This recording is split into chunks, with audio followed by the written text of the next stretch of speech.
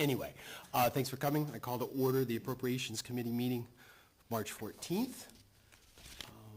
We expect Mr. Kalin to join us momentarily, but we've got a quorum and we've got a long night ahead of us, so we'll get started. Before we get started, any public comment? Seeing none, we'll move forward to our first order of business, the approval of minutes for February 29th. Move that the minutes February 29th be accepted. All right, motion by Janice. Is there a second? Second. Second by George. Any discussion on the minutes? Only that while I was not here on the committee for that meeting, I did watch it on YouTube, and I was able to go through the minutes. So. Excellent. Thank you for that. And George, you had a comment on Yeah, just to comment on the police department presentation. We did spend a considerable amount of time during the meeting discussing the staffing in the police department and adding a patrolman and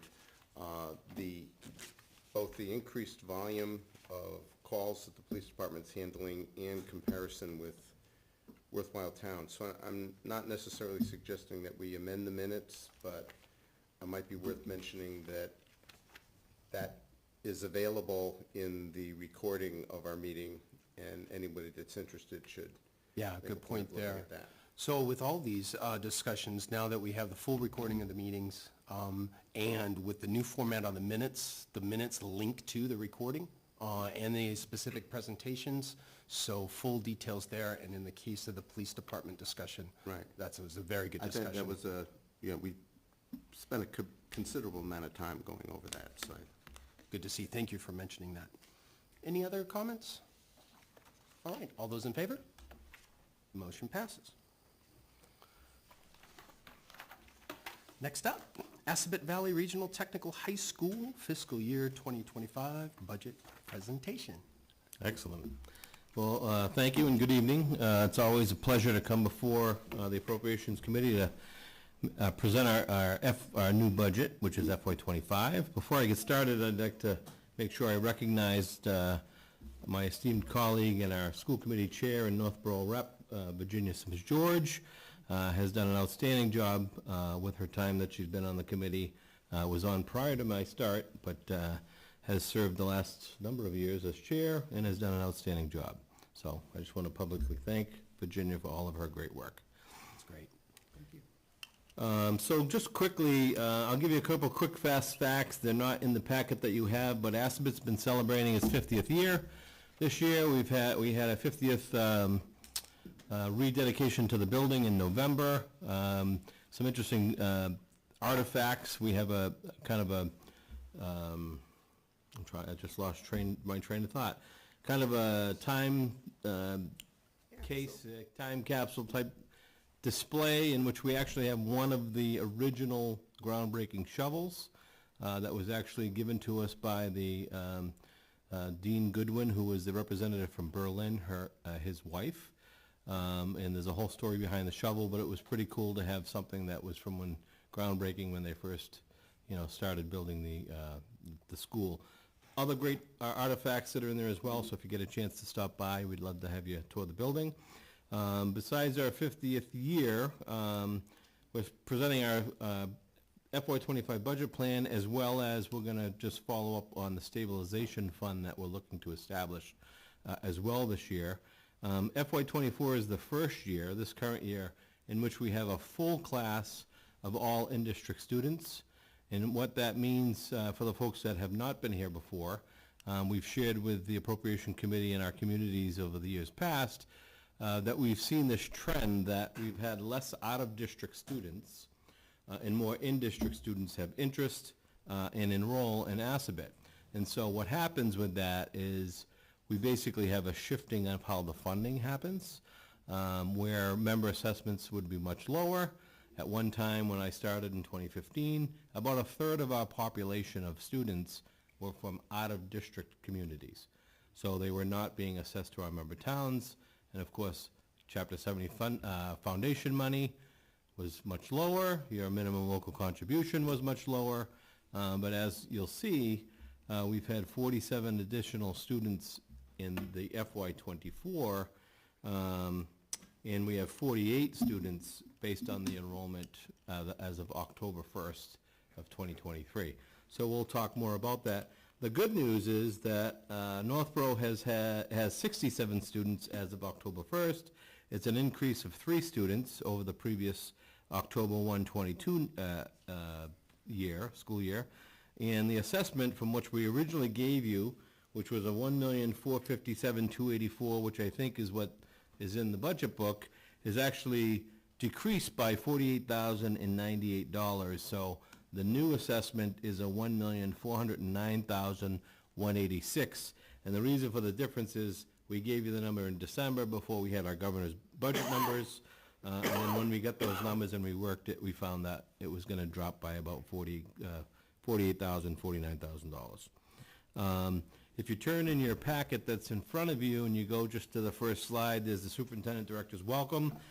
In a nutshell, I can just give you, I'm not going to read that whole thing, but our overall increase from FY24 is an 8.5% increase, and I can explain how that basically rolls out. There's an increase of $2,137,140. It basically, with that, assumes a 2.8% increase to our regional transportation budget. It's the 5th and final year of a transportation contract. We'll be going out to bid next year. We have all cost of living obligations are included in this budget. The one thing that we aren't sure at this time is health insurance. We've been hearing that it's been coming in at 10% or above in most cases.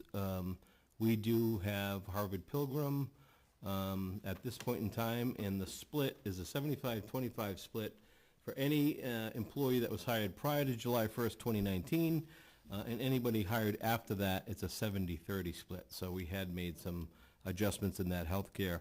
We do not have, or actually I should say it's the second year of a 3-year contract for our teachers. And the last thing that I will say is, as I mentioned, we're looking to establish a stabilization fund, and we have $250,000 that we've allocated in this operational budget under our capital improvement fund. And so I'll talk more about that when we get to the stabilization piece. But in a nutshell, if you look at the next page, which says introduction, fast facts, 48 additional students, which basically caused our Chapter 70 funding aid to increase by $738,035.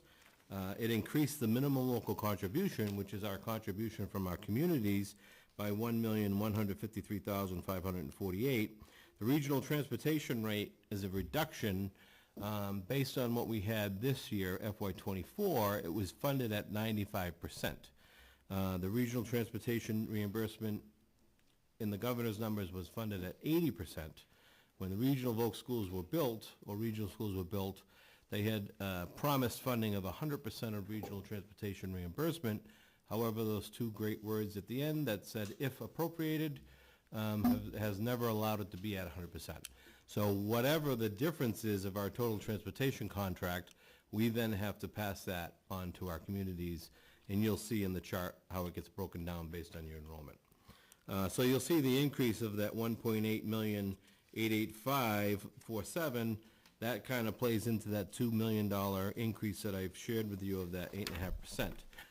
The next page, page 2, is just some of the topics we're going to cover. Page 3 is some of our drivers.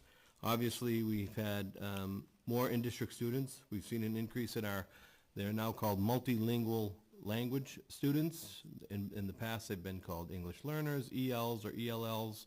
Now they're MLLs, a change from DESE. And then our students with disabilities, we've actually seen our percentage drop slightly. However, we're seeing students with greater needs coming into the building and a higher requirement for services. Obviously, most school districts, we're all dealing with social emotional learning and mental health as well. Assabet is a full inclusion type school, so we have a lot of co-taught classes. So in order to address our special education population, which is about 25% of the student population, we have those students in a general education class and generally there's a co-taught teacher in there, so you'll have a regular math teacher with a special education teacher that focuses on math to assist, so you've got much smaller student-teacher ratio in order to help those students be successful. Let's see. And then the last thing that I'll add on there is, again, the capital improvement funds, as we rely less on out-of-district tuition. That's important because right now we've been relying on grants for any type of capital equipment. Obviously, for vocational school, we have large pieces of equipment. In order to fund those, we've completely relied on grants for that. And even for any kind of capital type projects, improvement projects of the facilities of the grounds, our out-of-district tuition has been able to handle the majority of that over the past 50 years. It was only the time that we came to our communities to ask about the renovation of the building, which was completed in 2016 and is on the debt schedule. Was the first real time we came to our communities to ask for capital improvements. If you look at page 4, we have some staffing adjustments. We're looking at a paraprofessional in special ed, an athletic trainer, and an electives instructor. That instructor will be based on what we get back for program of studies surveys. So it could be a phys ed health teacher, or it could be an art teacher for the elective instructor. That won't be determined until the May-June timeframe. Page 5, and if you have any questions, feel free to just stop me. Page 5, you'll see under Northborough, 5th down from the left. And if you read across, you'll see your numbers across the grade levels. You'll see that there's 67 in this budget, and prior year was 64, so there's an additional 3 students. The bottom left column, you'll see Boylston, Clinton, Shrewsbury, other, and those are the zeros that indicate we have no freshmen from those grade levels coming in. On the upper grades, you can see that we do have students still, so we're going to kind of see this trend for the next 2 years with the budget increasing until we have all, the majority of in-district kids. We may still have a handful of out-of-district kids, as students sometimes move out of the district if they've come in and were in Marlboro and then decided to move to Leicester due to various reasons. So we may still have out-of-district kids, but, most likely in the upper grade levels. I wouldn't guess it's more than a handful. So next page, page 6. We utilize the statutory method of assessment, which is based on Mass General Law, Chapter 76, and basically looks at minimum local contribution, the Chapter 70 funding formula, and then any of the minimum required assessment, which would be transportation, capital project, debt service, or other capital type costs. OPEB is in that as well, and you'll see that in one of the next slides that we have. Page 7 is what is minimum local contribution. It's basically known as the aggregate wealth model. So it's based on each community individually, based on your median wage, and then also how your business commercial tax base has been. And if you were to ask me to explain the formula, it probably would wrap around this room a couple times on an Excel spreadsheet, and I couldn't do it. So, but that's kind of what we use. If you go to page 8, the governor's budget. Did you have a question? Yeah. Oh, sure. So where does Northborough rank in this ability to pay? Oh, that's a good question. It doesn't necessarily rank you in terms of communities against each other. Well, I guess what I'm trying to find out is proportionally, is our ability to pay greater than the other members? Yep. So when we get to page 11, I'll be able to exactly show you Okay. an example of that. Yep. Is the formula you're talking about that would wrap around the room, is that something that's consistent across the state? Yes. Okay. It's a state formula. Okay. Just like the Chapter 70 foundation formula for all school districts, it's something that the state Thank you. determined. Yep. Good. So if you look at page 9, minimum local contribution, this is the Chapter 70 summary sheet for Assabet. Each of the school districts has this. If you look over to the far right where it says comparison to FY24, obviously FY24 is the year in which we're in right now. FY25, you'll see What the change is, there's the 48 students, I'm up on the top where it says enrollment, top right, and you'll see there's 48 students more. So our enrollment went from 971 to 1,019 of in-district students. If you look at the foundation budget, that's that 1,891,584 number that I shared with you on the first slide. So you'll see that our foundation budget went up to 23 million, and then the required district contribution, that is what our member communities are required to, right, provide to us. And then we do get Chapter 70 aid, which is the 9,832,968. So that's increased. And then required net school spending, basically down at the bottom you'll see it says 100%. So for Assabet, our required net school spending is 100%. At times, our budgets may look at 101% or 102%, but that's the bare minimum of what you can spend on educating students based on what the state has determined. And I have a slide in here that kind of looks at that.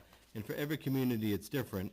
If you turn to page, the next page, 10, you'll see that there's a net school spending and foundation for, this is for FY 22 and 23, because I hadn't seen a new one that came out. But if you just look at 23, down at the bottom in the very first in the blue says Assabet. We had been below net school spending. If you remember, I want to say it was a couple years back, but they had talked about having the ability to use a portion of ESSA 2 funding, right, that school districts were going to be able to potentially use to offset. It never went through. We ended up decreasing assessments and then had to regain it back from you. That was a couple years past. So anytime you're below whatever the net school spending that DESI requires, you have to make it up in the following years, and they give you about 2 years to do that. So that means you're spending above what you have for a budget. It may not be getting assessed to the towns, but because you may be using E&D and things of that nature. But Assabet's always usually at 100% or 101, 102%. And I already shared this with Superintendent Martineau. This isn't to, to compare actually Assabet to anybody else, but if you look at Northborough, which is the third from the bottom on the yellow, and you go to the far right, their requirement, Northborough's, as of FY 23, was 168% above net school spending, and they have a 201 is what they actually spend, based on what their numbers are figuring. So, we have been able to all throughout the years, and there's a reason why, is that we've been able to use out-of-district tuition to help pay for costs, right, to offset costs, so those costs aren't shared to member districts. Obviously, that above net school spending is because Northborough requires the school district, because you want the high-quality education that's provided, so you're spending extra dollars to have that happen. Right, so that's why it shows like that. You've made that determination. For us, when we do it, on paper, it looks a little misconstruing. It's because we've been able to use out-of-district money to kind of get that percentage up, okay? If we move to the minimum local contribution tab, this is what Janice had asked me about, and kind of how they rank things. If you look at the bottom, third from the bottom, it says 213 Northborough. You'll see in FY 24, we had 64 kids, now we have 67 for FY 25. The change of 3 is there, okay? And if you look at your change from FY 24 to 25, it's about 91,035 for those 3 students, okay? If you look at Southborough, they also had a change of 3 students, but their change is only 73,000. Based on the minimum local contribution of their aggregate wealth model. So based on their median wages and the aggregate wealth model of what the state looks at, their change of 3 students is only 73,000, but for Northborough it's 91,000. If you look at Maynard, they were reduced by 3 students, and but they went up 39,000. So that's why I say if you ask me to try and explain the formula, it's complicated. Doing some quick math, it kind of works out that Northborough is around $18,200 per student. Southborough is about $18,000, Right. 3 or something. But if you tried- Marlboro's 10,200. Exactly, so if you So tried to the apply that wealthier- number, Regulations at all. yeah. Yeah, so there is some, I guess the whole point of the minimum local contributions is that the more wealthier municipalities help subsidize the less wealthier The- to provide that foundation education. The ability to pay, yep. Yep. I don't like it. That's generally the sentiment that we hear. So that's how, on page 11, so you'll see what the difference there is. Page 12 is what I've been calling the money slide, because this basically is how your assessment is broken down. If you look at the very top, fourth over from the right, you'll see Northborough at the top in blue. That's the minimum local contribution, right, that they're saying that you are required to pay, $1,227,117. The above minimum, this is the above minimum that's required, would be the net busing. So if you look to the far right where it says total, that $583,296 is the difference between what the state is going to provide us at that 80% tuition reimbursement rate. So the difference basically gets split between our 7-member communities, and based on your student enrollment of 6.6, that's the $38,352 that you see there. Our OPEB trust fund, in the past, we were at $35,000. We slowly bumped it to $50,000, and at this time, we're bumping it to $75,000. You'll see Northborough's share of that is $4,931. And then the capital improvement fund. Just a moment on the Sure. OPEB. Do you know what your current estimated liability is? It's somewhere for- around 21 million and some change Okay. is our liability, yep. And we figured at 35,000, we'll never get there. So then we bumped it to 50, and now we bumped it to 75, so. Thank you. We have, and I think what we have in the trust fund at this time is like $545,000. In some change. I can get you the actual number if you'd like it. That's good, rough numbers. that's Okay, fine. so if you see the capital improvement fund, that's something that's brand new. As I had mentioned, we had been relying on out-of-district tuition, and we are going to apply some out-of-district tuition in this budget as well. I have a slide to show you, but the $250,000 for capital improvement, Northborough's share of that is $16,438. Now, mind you, if the stabilization fund for some reason doesn't pass, we still have the $250,000 in the budget that we would look to utilize, and we would have to use it in FY25. Obviously, when we get into the stabilization fund discussion, we're looking to build the stabilization fund in order to be preemptive and proactive when it comes to capital improvements in capital equipment. Capital equipment, and I'll talk more about that when we get to it, unless somebody has a question right now. The last thing that I have is long-term debt assessment, and that's the renovation project that the district went underway. It was approved in 2013, it finished in 2016. It was a $62 million project that was approved by our communities. There was a 3-year average enrollment at the time in which the project was approved, in which all of our communities will stay at that percentage. And I have some following slides that will talk about that. But this is the 9th year of debt service payment. Each year it drops $55,000, and Northborough's share this year is $122,348. So the total assessment is $1,409,186 for FY25.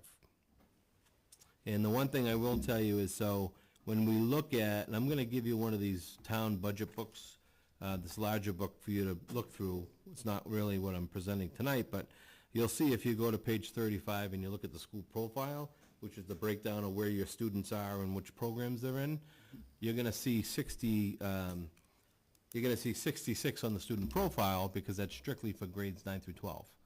On this chart, you have either one post-secondary student that's either in Cosmo or LPN, and of course, we don't report that in this budget book. It's an adult. So that's for the 67 students. So page 13 talks more about the debt assessment. The district borrowed $27 million in FY16. It was actually 29. The district decided to take the additional $2 million. We had a ban. The ban was paid off in December. And so the required principal payment was $1.1 million, interest of $657,875. reduction of $55,000 from last year, and then you can see the total that's due on July 1st and January 1. If you flip to the next slide, page 14, you'll see the breakdown fourth from the bottom. Northborough, your 3-year average is a 6.96, and that was at the time of when the project was approved in 2013. It will always stay at that, whether you have a large influx of kids or if their enrollment was to decrease. It'll always be based on that 6.96. So you'll see that there was a reduction of $3,828 from the previous payment. And then on page 15 is the full debt service schedule, and we're at year 9 at this point, and it goes to 25 years. And you can, I think, the administration prior to me was smart that they had a debt schedule that was set in order to allow communities to budget appropriately. So that's the debt schedule. And so page 16 is our operational revenue plan. And this is really how we build our budget based on what kind of revenue we're going to see. And if you look, some of the numbers that we've already gone over, Chapter 78 is at the very top, the $9,832,968. You can see the minimum local contributions, where Northborough is on that, the $1,227,117. We are going to allocate $450,000 of excess and deficiency. That's the ability of the district that can have up to 5% of their operational budget that they could potentially withhold to apply to the next school year's budget to help offset costs. We're going to use $450,000 of that. We are going to allocate $150,000 of interest income, which is $50,000 more than we did in FY24. And then Medicaid reimbursement is a reduction in $5,000. Medicaid reimbursement really is not a stable funding source because it's all based on the students that we service. Based on the needs that they have, we can bill back to Medicaid for some of those needs, but not for all. So as the shifting of enrollment of the students move through the district, that Medicaid reimbursement changes. Okay. The one thing I will say for vocational schools, because we get regional transportation reimbursement, we are not, or do not have the ability to access circuit breaker, which is for special education services. So that's a service, special education funding. If you continue to look down, you'll see there's the regional school reimbursement, that's $760,950 based on the governor's budget number. And then the additional above minimum assessment required, Northborough is the $182,069, and then our total budget number is down there at the bottom, which is $27,425,514,000. That 8.5% increase, and then you can see the what the difference is. Page 17, as I mentioned, we have been offsetting our budget and using out-of-district tuition, but each year that I've come before you over the past 3 or 4 years, we had talked about having less reliance of out-of-district tuition because we're not collecting the money, because we have less out-of-district students. Currently, as I mentioned, we have all in-district freshmen, which means we no longer, or we still get applications. We have 300 seats. We get about 457 in-district applications, and we get about 153 out-of-district applications still. But we, in essence, have not accepted anybody from Shrewsbury or Clinton or other communities. And now, because other vocational schools are in our same situation, they don't have a vocational school to access. But out-of-district tuition in this current year, we had applied $2 million to health insurance and $500,000 on electricity.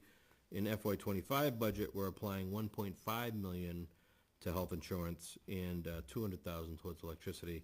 So we will be applying $1.7 million of out-of-district tuition. It's an $800,000 deficit or decrease compared to last year. We see that trend continuing at least for the next couple of years until there's zero out-of-district tuition reliance. Okay? Yeah. A question, you actually get more applications for in-district than you have slots right now, or at least, right? Yeah, so when I started in 2015, just real quick, we used to get about 167 applications for, at the time, 275 slots. Right. We did some rebranding, asked a bit do more, and kind of focused more on our in-district communities.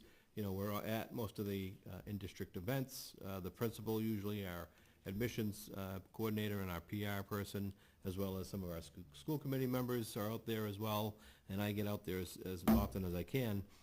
And since then, and after we rebranded, we started to see the interest from in-district increase. And so now we've got, enough to fill within district, and then everybody's kind of on a wait list after that. How do you handle your admissions process? Like, how do you decide, you know, if you have 400 applying for Who gets in? 300 slots, how do Yeah. you? So there's a criteria priority do- deadline that they have to submit by January. Okay, The way admissions works, real quick, we don't look at grades or attendance. They have to submit a letter of recommendation from any non-family member. They have to come in for a personal interview, so they come in and sit. It's non-graded, non-ranked. Once they do that and they're by the January deadline, they then get put into a pool of applicants from their community. The admissions policy, we look at 3 years of enrollment, the past 3 years of enrollment, and that's basically to determine a minimum seat allotment. Because per town, because what we were afraid of when we went to this minimum criteria lottery, we were concerned that Marlboro and Hudson would basically eat up all the seats, and that the other 5 communities would be left in the dark. And obviously, you've invested in our district, and in order to not do that, we have a minimum allocation. So I don't know what it is off the top of my head for Northborough, but let's just say for the fun of it, it's 20 students. I think it's actually around 20, 20, something like that, maybe. Let's say you get 18 students. Well, the 2 extra seats would be just put into a general pool after they pull all the communities, right? Then we would do a general pool, so anybody that didn't get picked in that first go-around for in-district would then get pulled randomly from the general, and it could be all Marlboro, it could be all Northborough, it could be all Berlin, it could be, one of each.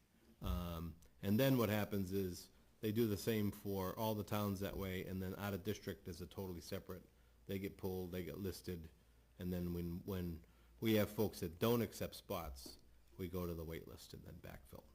okay. So, yeah. So, basically then it's the letter of recommendation and the interview are kind of the, Yeah, so they do that, they get put into lottery. If they're drawn from the lottery, they get a provisional acceptance. And part of the provisional acceptance is for them to write back and say, yes, I want to take the spot. Okay. But the final 2 hurdles is that they have to be promoted to the next grade level, and then they can't have any serious disciplinary infractions, Okay. which are what we call basically 37H and a half and 37H and 3/4. And so those are felonies or drug-type things or fighting, very severe disciplinary type things. So those are the only things that if they get picked and they get through the lottery, those would be the 2 final things that would. okay, so actually, if you don't completely screw up the interview kind of thing, Right. it's a lottery, so it Yeah, literally. the lottery is the interview is non-ranked and non-graded. It's Okay. just an opportunity for our folks to speak to them, let them understand how the schedule works, because we're a Okay. week about schedule. It's very similar to almost like a pre-college thing, they come into a whole new campus. They're now doing academics 1 week. They now are going to their technical program the next week. A lot of kids have the misconception that, there's no homework because they have a technical program, when they actually get academic homework during the vocational week.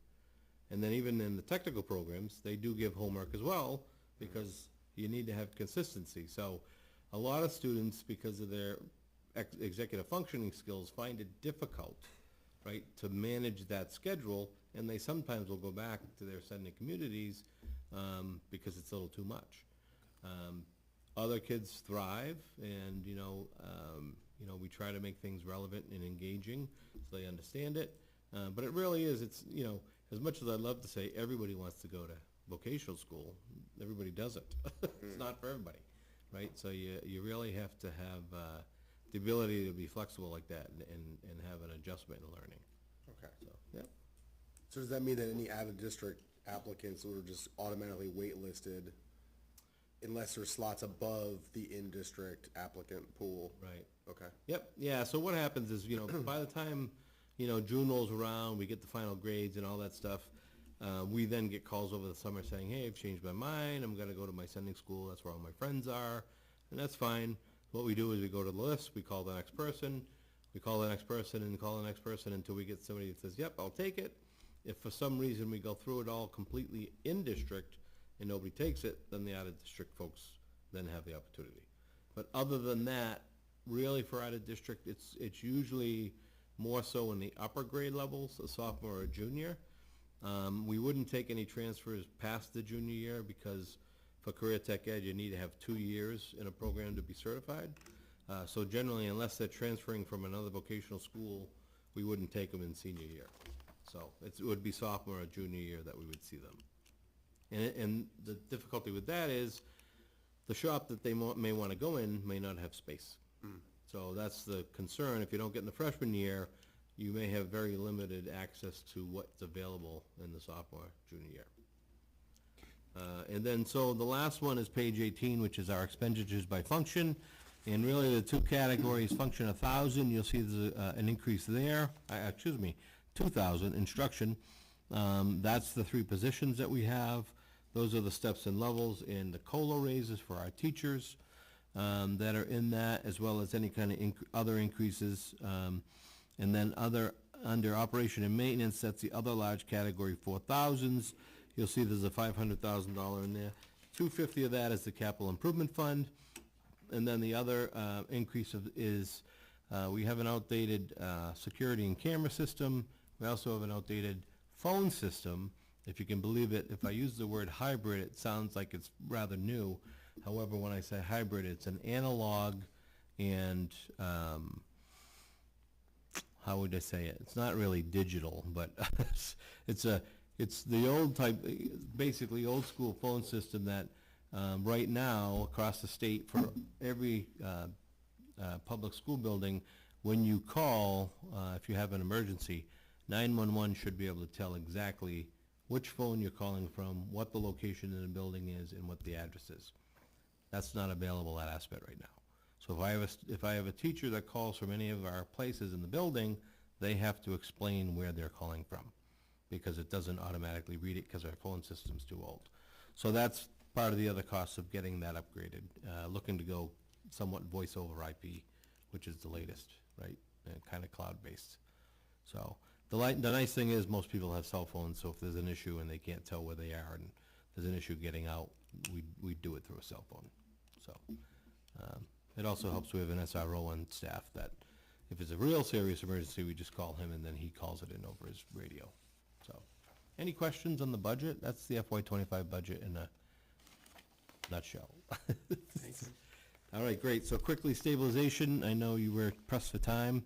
So the creation of the stabilization fund, as I mentioned, ASABET, or if I should say, if you look at the very last page, 21, there's the established city and town stabilization funds for each of our 7 communities.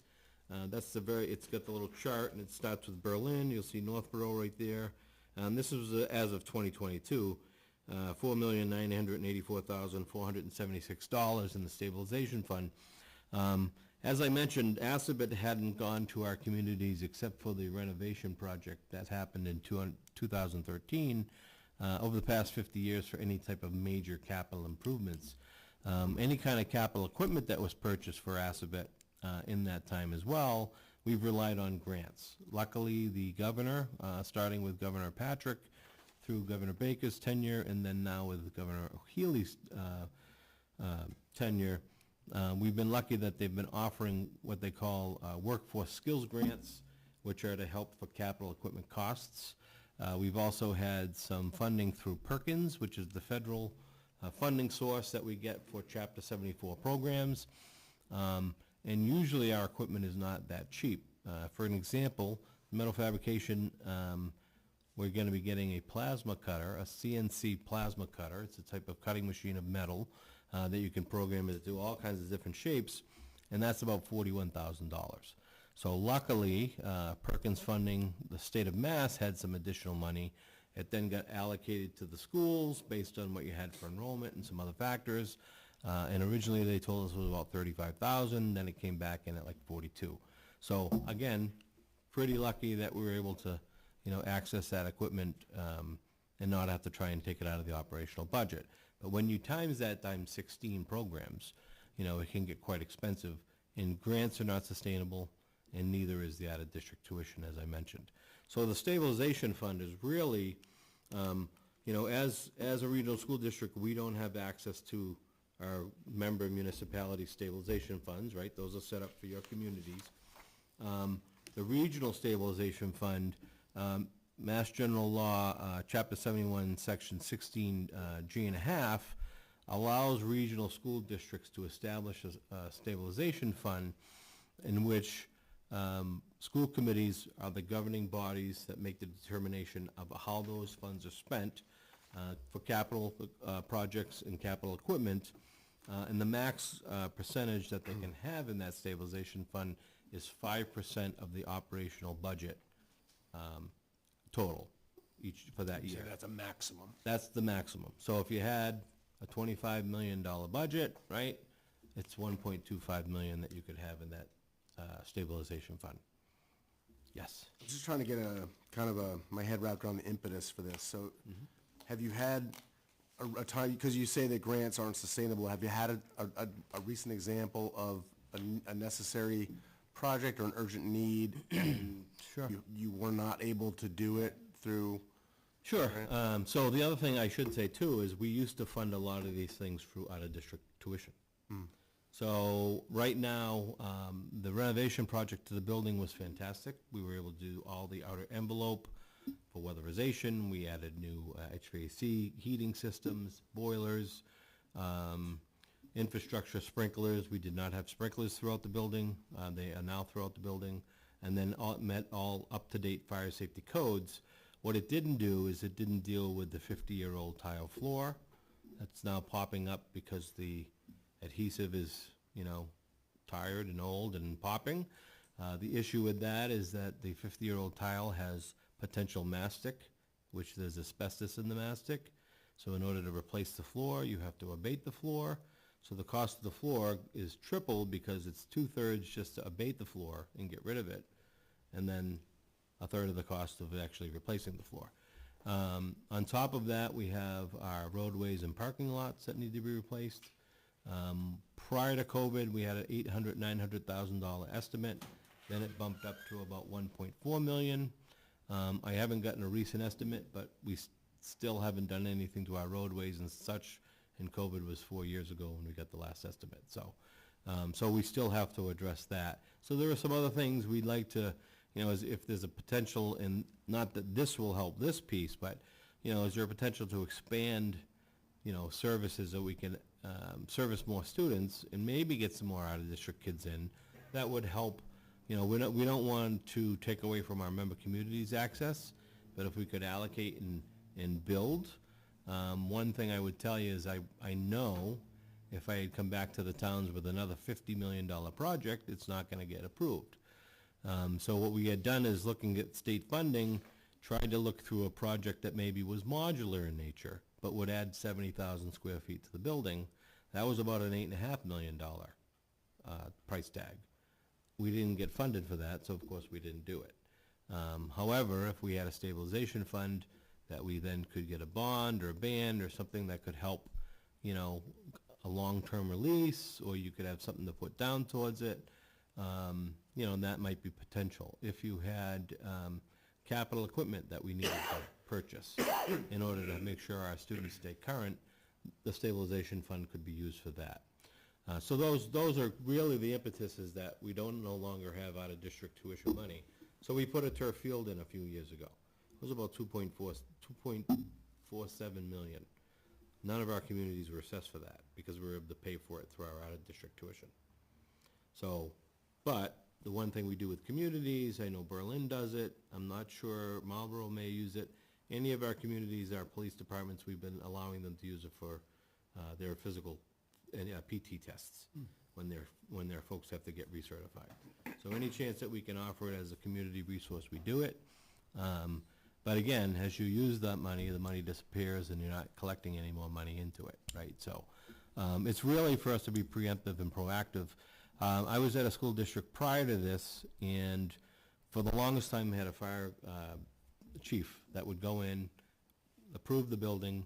It was Minuteman in Lexington.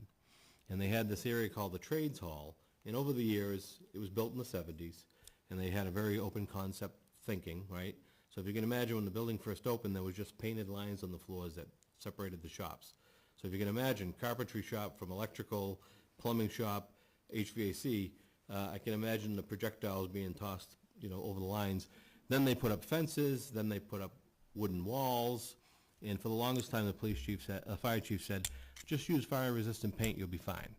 Well, then they had a new fire chief come in, and he said, none of this is up to code, it's all gonna be torn out and redone. And nothing, unless it's permanent, because they didn't have sprinklers in that building, it can't be permanent. So what happened with that, and this is why I say we're trying to be preemptive, there was a $453,000 price tag that basically was sent to the 16 communities of Minuteman that they had to pay, because it was a life safety issue, and they needed to operate the building. So it had to be corrected by Monday. This was a Thursday. So basically what they did was they cut the power to that end of the building, so it couldn't be used. And then they had to put the price tag out, they had to get special dispensation for procurement in order to get the contractor to come in and clean the whole thing out. We had to then pay teachers to come in the summer, clear all their shops out. It was a complete nightmare. And so I'm not looking to go through that again.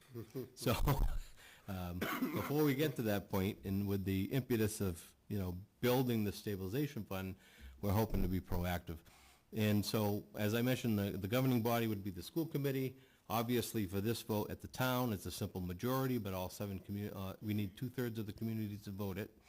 What would happen if it would get approved, each year when I come and do the budget presentation, we would have that as one of our slides, that we would talk about the stabilization fund, and we would either show that it's growing, or if there was any action or funding spent out of that, it would be, it was approved by the school committee, here was the vote, and this is what was purchased with that funding. So very similar to what you folks do when you're purchasing fire trucks or things for DPW, that type of stuff. So that's how we would keep it transparent, so you know where that funding is going. So that's all I have for stabilization. Any additional questions? Thank you very much. All right, thank Appreciate the you. presentation. Hope I wasn't too long. Good. And what I'll do is I'll leave these with Jason. Oh, great. Or I'll leave them here so you can just grab them at your leisure. Thank you. Thanks again. Thank you, and I appreciate Thank it. you for the continued support.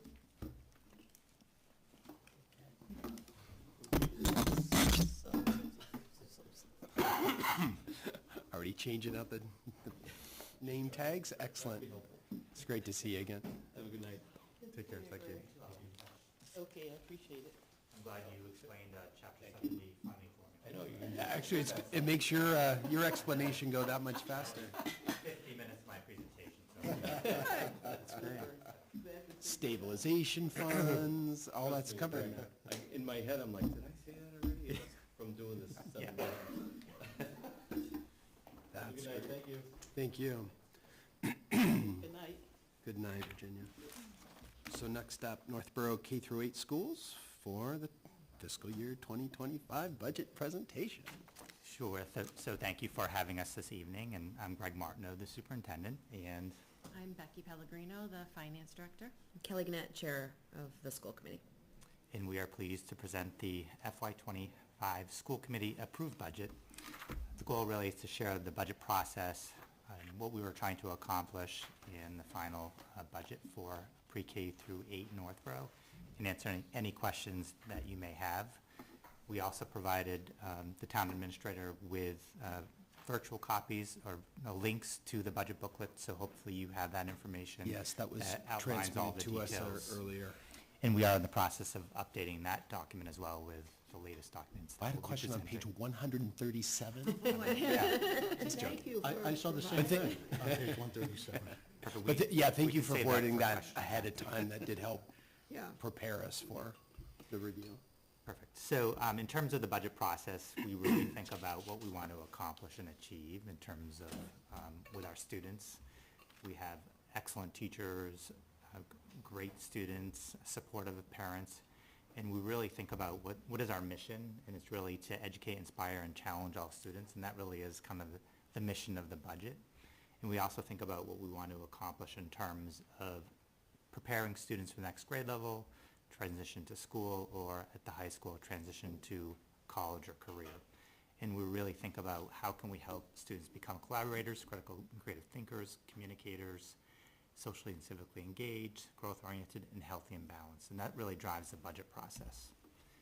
As you all live and are aware, the budget is a process that starts early on in the year. So we usually start in August, and it requires many meetings, a lot of input from faculty, staff, principals, and directors. There's many iterations. There's a partnership with both towns of Northborough and Southborough. And I think it's important that we receive new information, new data around numbers. Numbers become more clear as we move closer to the Springtown meetings, and we adjust accordingly. So at this point in time, the budget that we're presenting this evening includes the governor's budget numbers, and there is some room for change in terms of Chapter 70 state aid that might be an outcome of the final approved budget, which I think would benefit the town of Northborough. And it's hard to believe that it is March 14th and that the town meeting is almost a month away. So, in terms of the school committee's work, the school committee really thinks about budget priorities. It's really important that we set the stage for the year. So the school committee has a meeting where they really talk about what it would like to accomplish. So it identified several budget priorities. One was to recruit, maintain, and support high-quality staff. We are an HR-rich operation. It's the people doing the work. It's essential to the work we do with students. So we also talked about creating a math specialist position at the elementary school, creating health educator positions at the elementary level, reestablishing a strings program,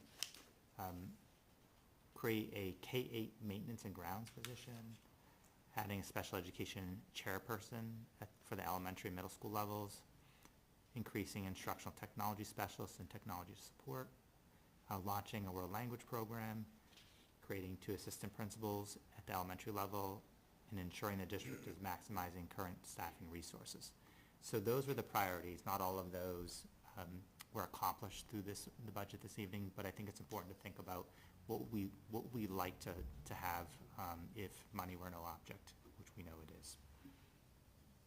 Also, a budget priority for the school committee was maintaining and improving the district's capital assets, making sure we fund technology replacement cycles for students and staff, improving and maintaining technology assets and infrastructure in classrooms, making sure that we maintain our assets through the facilities capital plan, creating and maintaining outdoor learning spaces, and then identifying sustainability initiatives that through the budget process, it is not only what we need in terms of funding from the town, but also how can we be creative and create efficiencies through, for example, solar.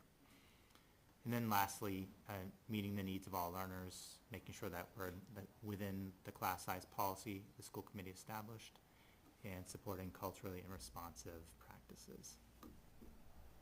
In terms of budget impacts, each year we try to predict what the impacts will be as we move through the budget process. So what we predicted and what came true are impacts in the areas of supplies and material costs. We're still seeing certain sectors being impacted by inflation, and it is impacting how far a dollar goes in terms of purchasing. Textbooks are in a transition to licensing models. So typically in the past, we would purchase a set of textbooks. Those textbooks would be in service for 7 to 10 years. And then in 7 to 10 years, we would repurchase new textbooks. Now they are changing it to a digital license that is renewed annually. So now we're seeing annual costs to maintain the resources for our students. So it is something that we are building into our budgets. It is not something that we can avoid, and it is an important resource, curricular resource that we use to educate our students. So in general, what you mean, this is you're going to a subscription model from a capital purchase model? Exactly. All right. Exactly.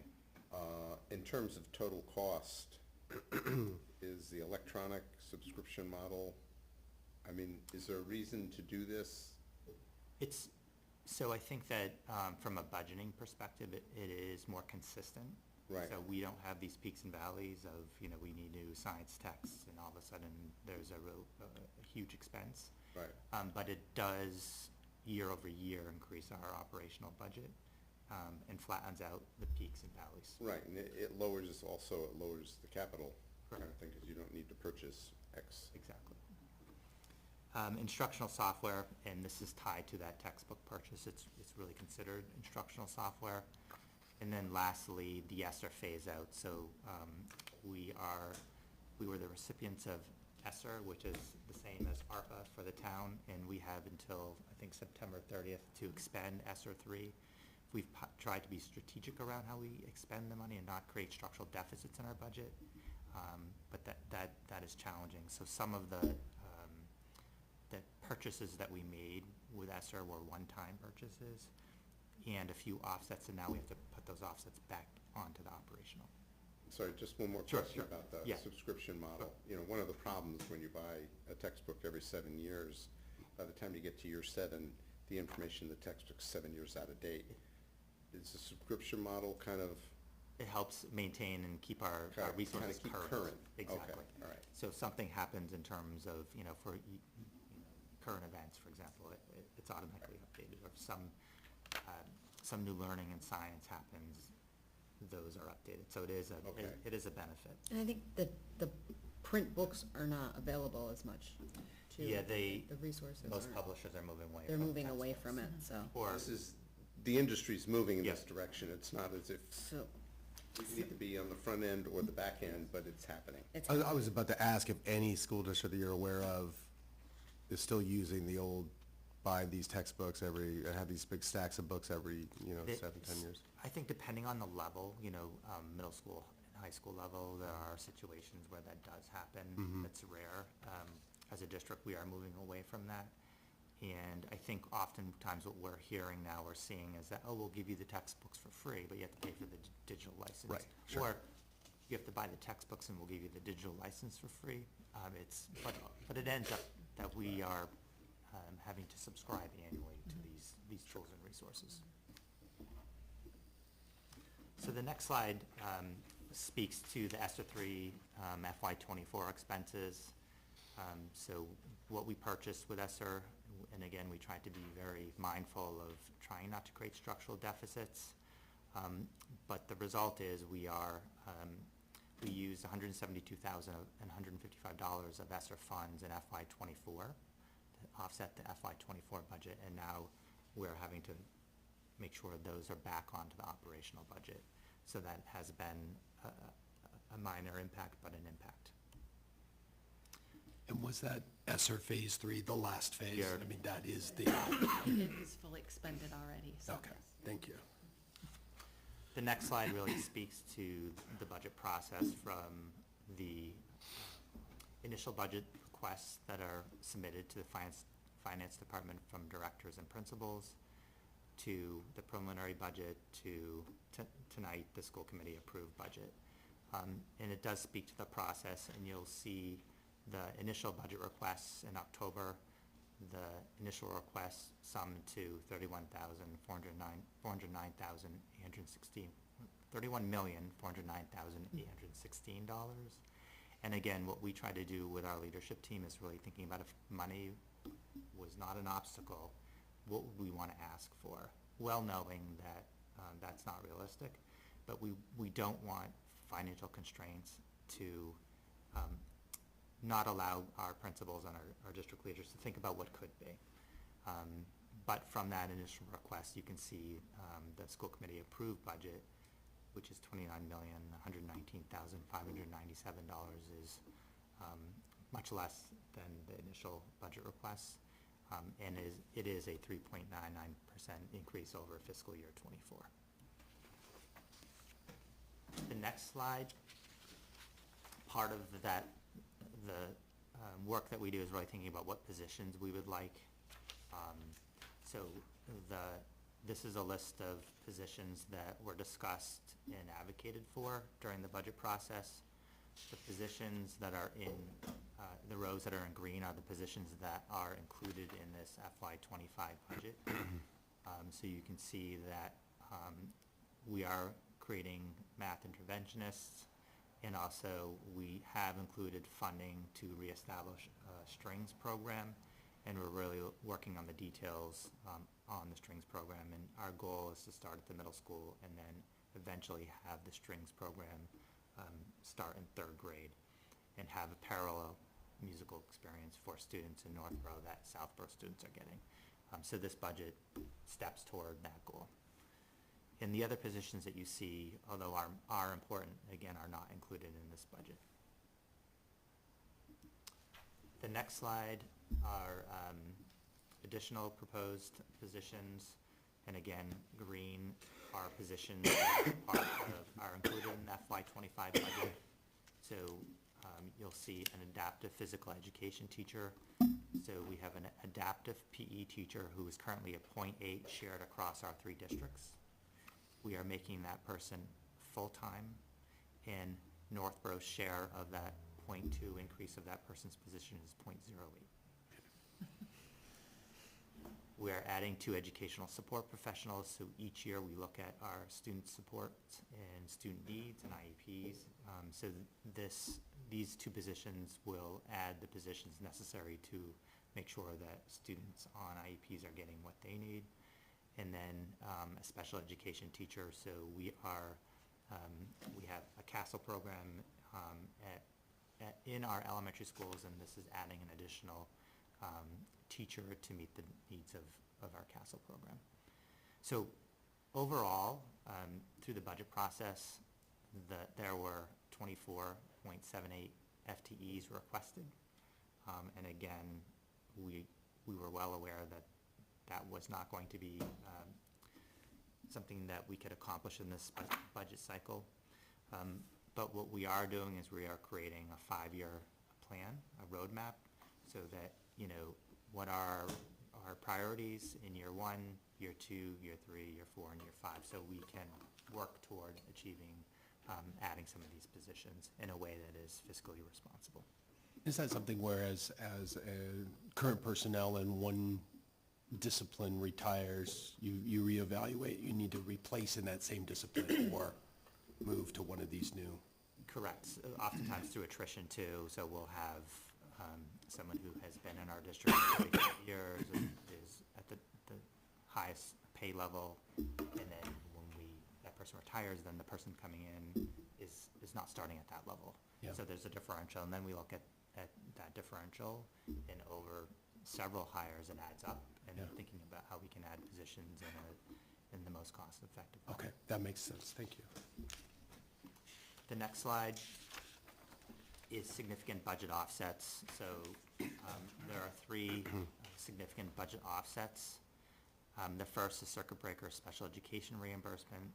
So we get reimbursed for students who are out of district, who we cannot meet their needs in district because of the severity of their needs. So that is a significant cost to the district, and the state has a circuit breaker to offset towns' costs to that. So that is a little over $1 million that we apply to the FY25 budget.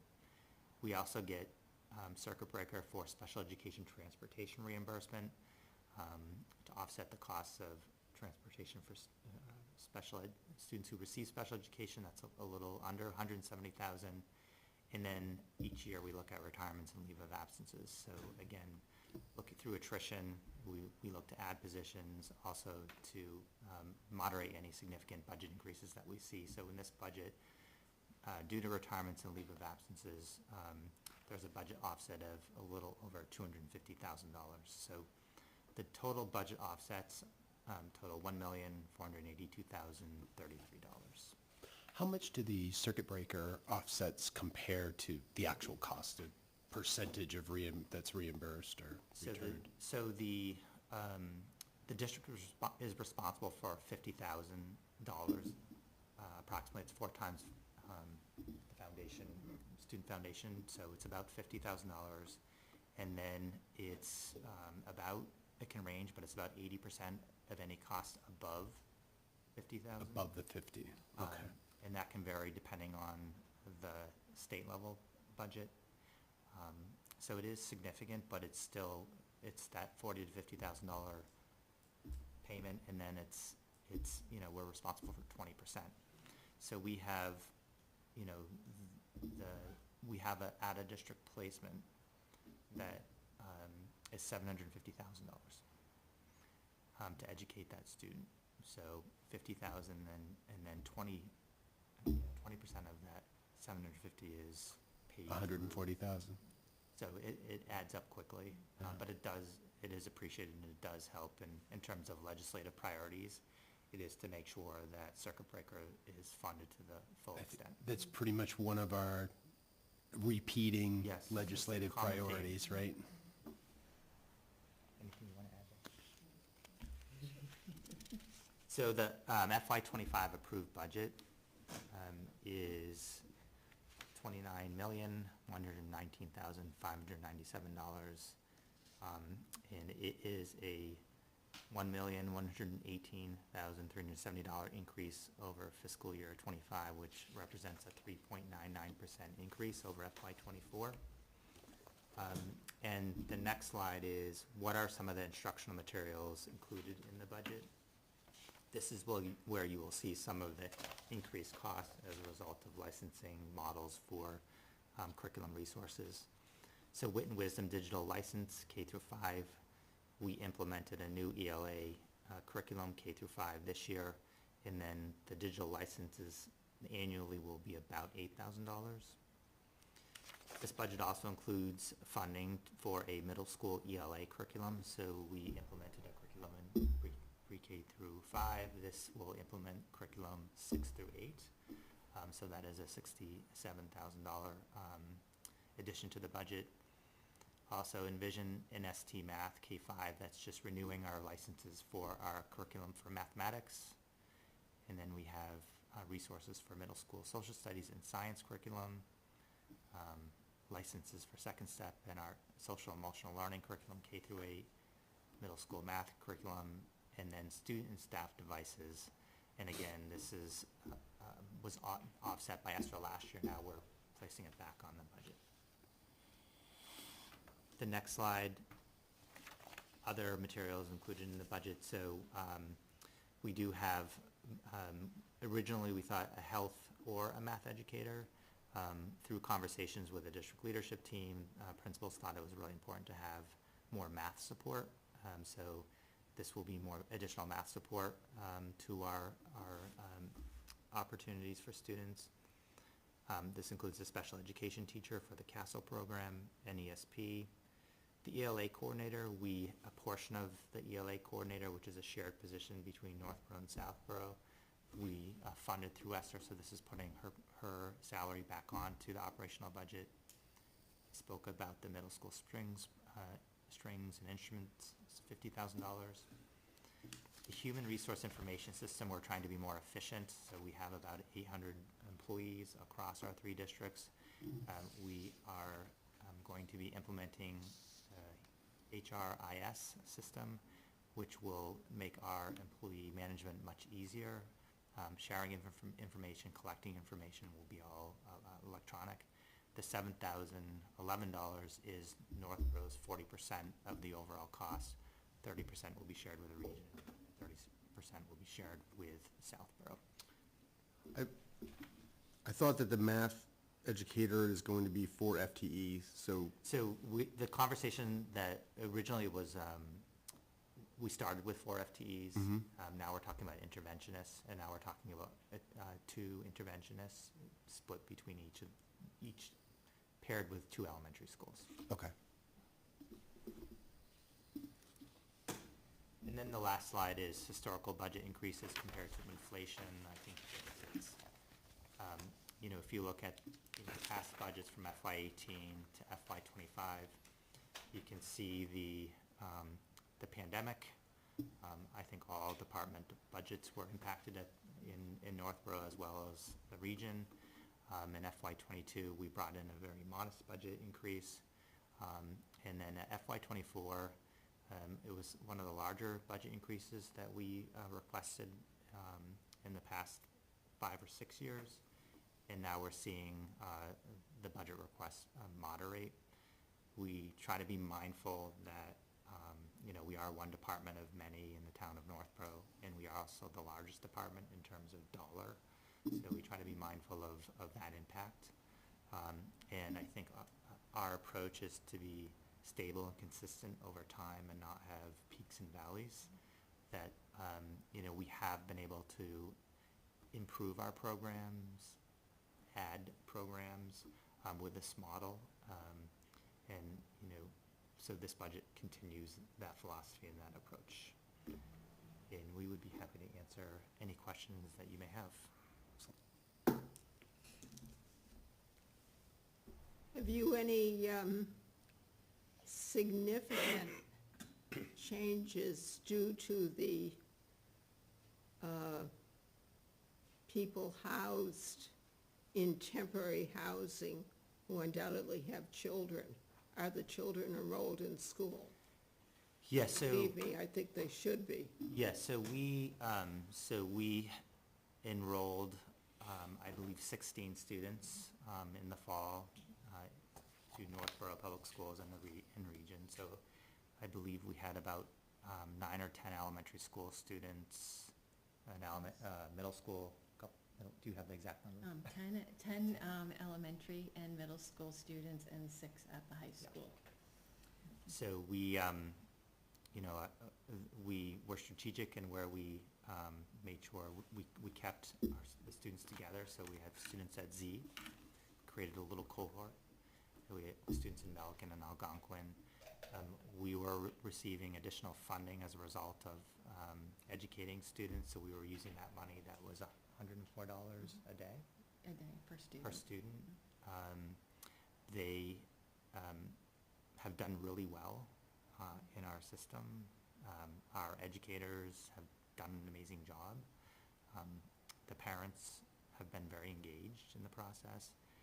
And we are in the process now of, and I'm sure you all are aware, that the state is regionalizing and trying to use its resources more efficiently. So many of our families moved to Auburn, but the students chose to continue to attend our public schools.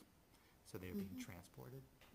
And then I believe all of the families, from what we know as of May or June, all of the families will need to be placed in permanent housing, which will impact whether they attend the Northborough schools. But it's been, it's through the community support and our amazing teachers and educators, it's been a very positive experience. Did they were they fluent in English, is what I should say? So we also received money we hired an additional ELD teacher to support the students. So we were able to add capacity, and that person has been working and helping. Not all were fluent when they arrived, but have made great gains.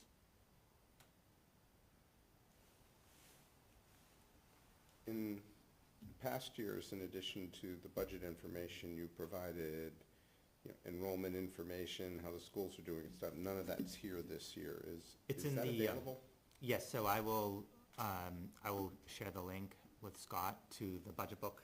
Okay, yeah. And then, and if you would like a hard copy of the budget book, if you email me, I can also make sure Tim gets. I remember when I scanned through the budget book, there's enrollment projections. Right.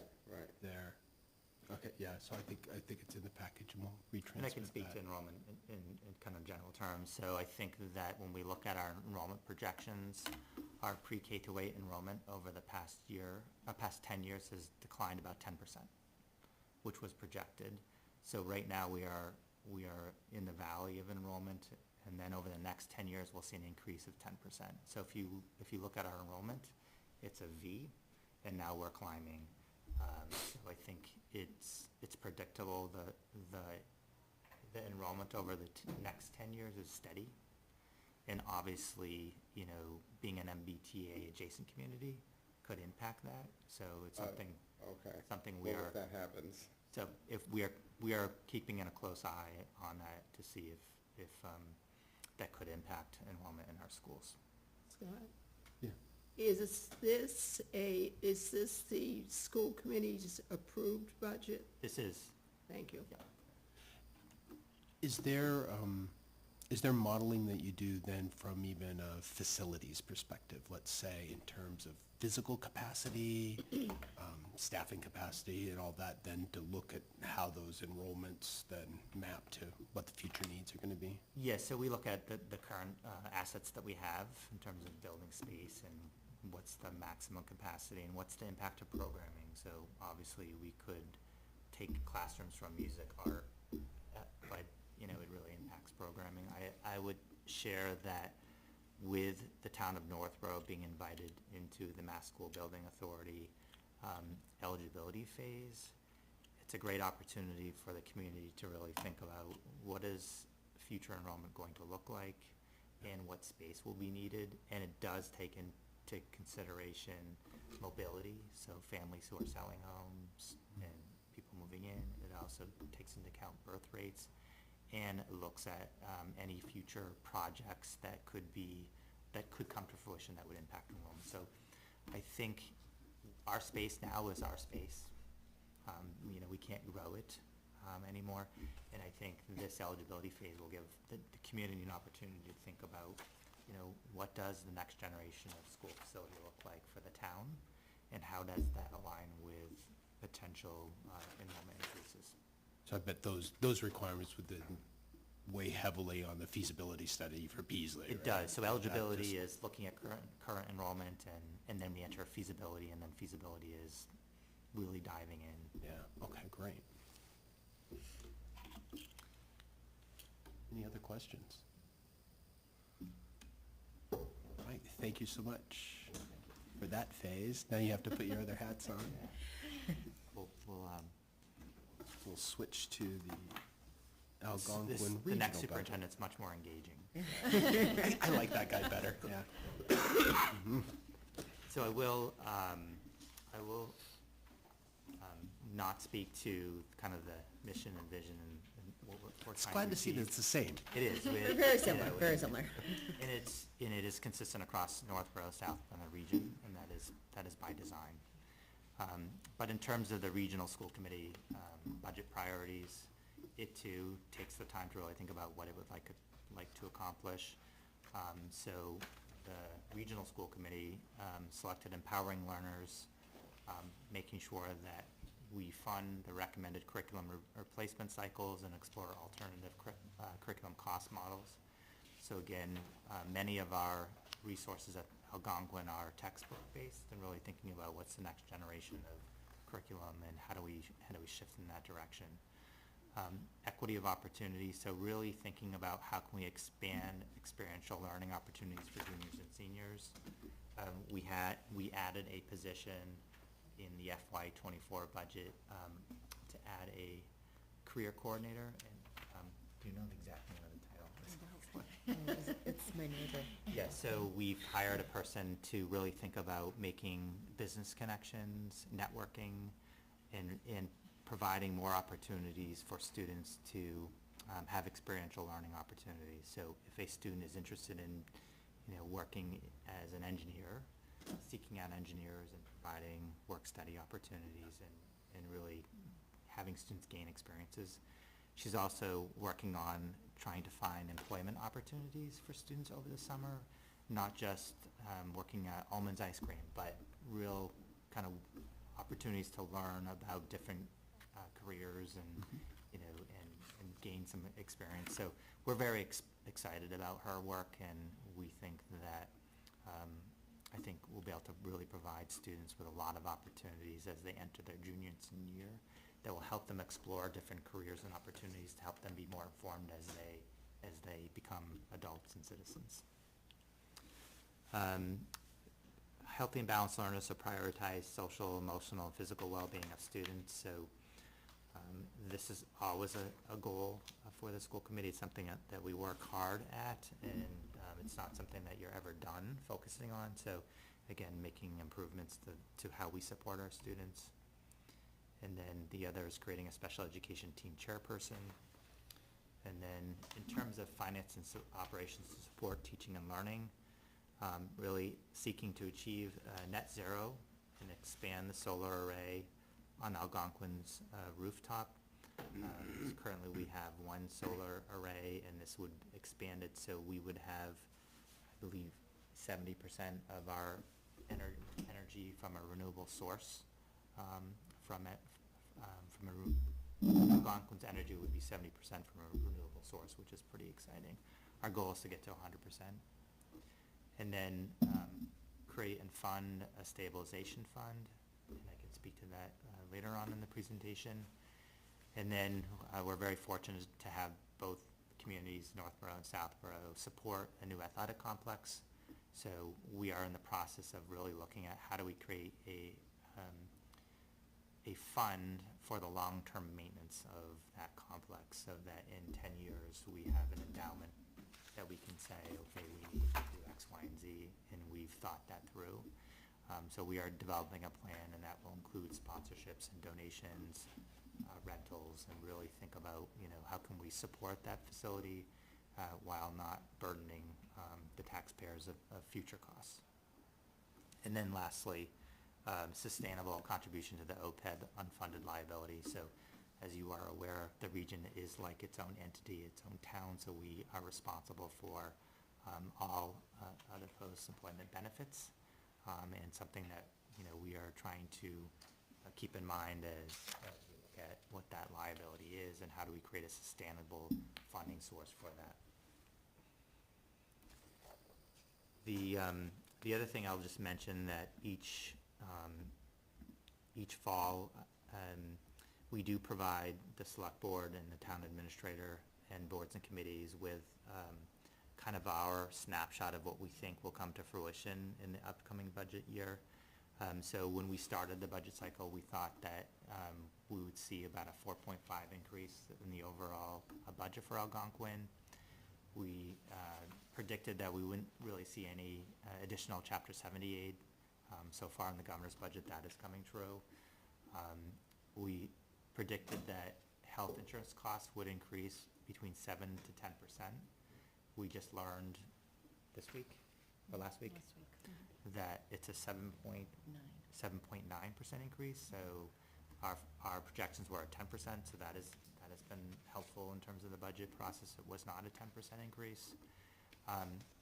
We were concerned about transportation costs.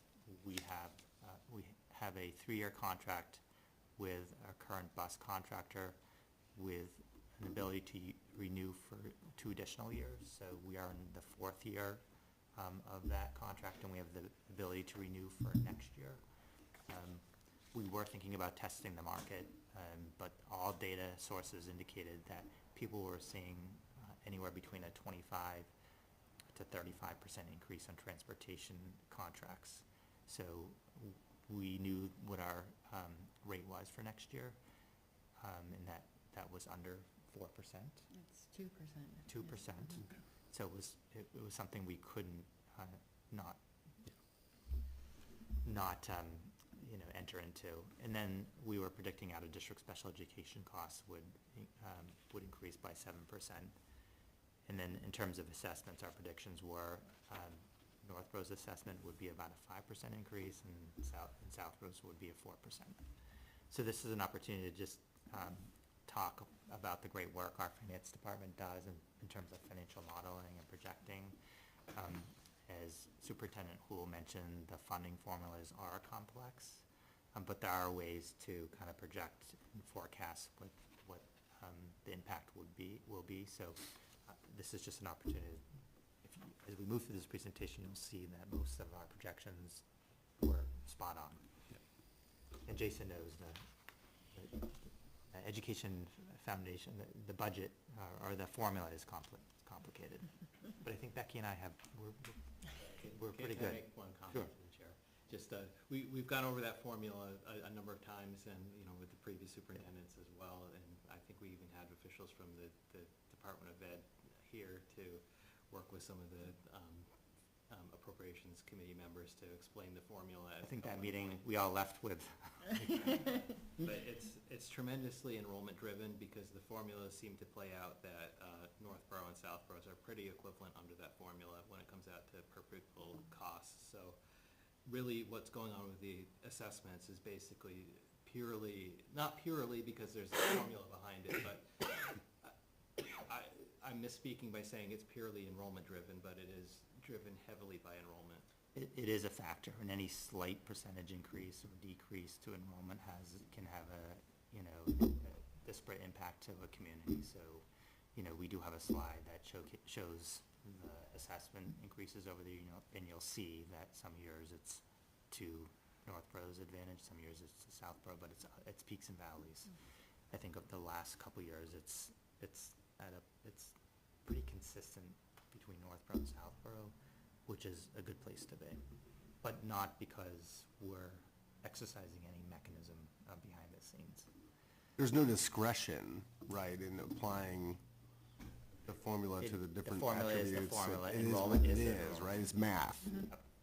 Yeah, there's no way to really game the formula. Right. The formula is the formula, and it basically looks at Northborough and Southborough as being relatively equivalent in terms of being able to afford the education that the town's providing to the students. So there is one factor, and I think we've found this is like the 8th grade graduation rate, that when we look at enrollments in 8th grade from Northborough, there's almost 100%, and I think there was one year there was 101%, so that means we gained a student or two over the summer, whereas Southborough has a lower rate of kids that go from 8th grade to the high school. So that's just was one unpredictable thing in some of our modeling that we did in the past. You know, we do try to, you know, we get as much data as we can in terms of 8th graders' plans, and usually we have a sense of they're asking for recommendations or they're applying to ASABET. So we do have a sense, but it is something that can fluctuate from year to year. But we are seeing that Southborough's 8th graders enrolling at Algonquin is at a higher percentage than in prior years, which again is helpful and I think a good sign in terms of that Algonquin's a great place, high quality education, and I think citizens are seeing the value in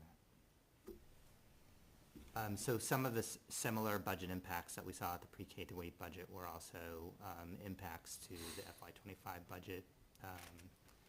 Special education out-of-district tuition, again, can fluctuate from year to year depending on the caseload and the student's needs. Several years we might have students who are aging out from our district, and then depending on students who are aging into the Algonquin can impact the overall out-of-district tuition. And if a student unexpectedly moves into the district, that is another factor that is difficult to predict and does have an impact. Special education transportation, so we are seeing great volatility in the special education transportation sectors.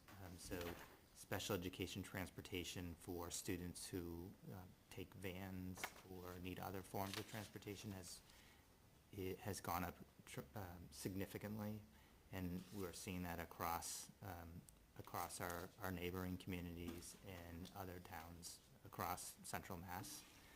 So it is something that we're keeping an eye on. We do partner with Assabet Valley Collaborative. They procure transportation for its member districts.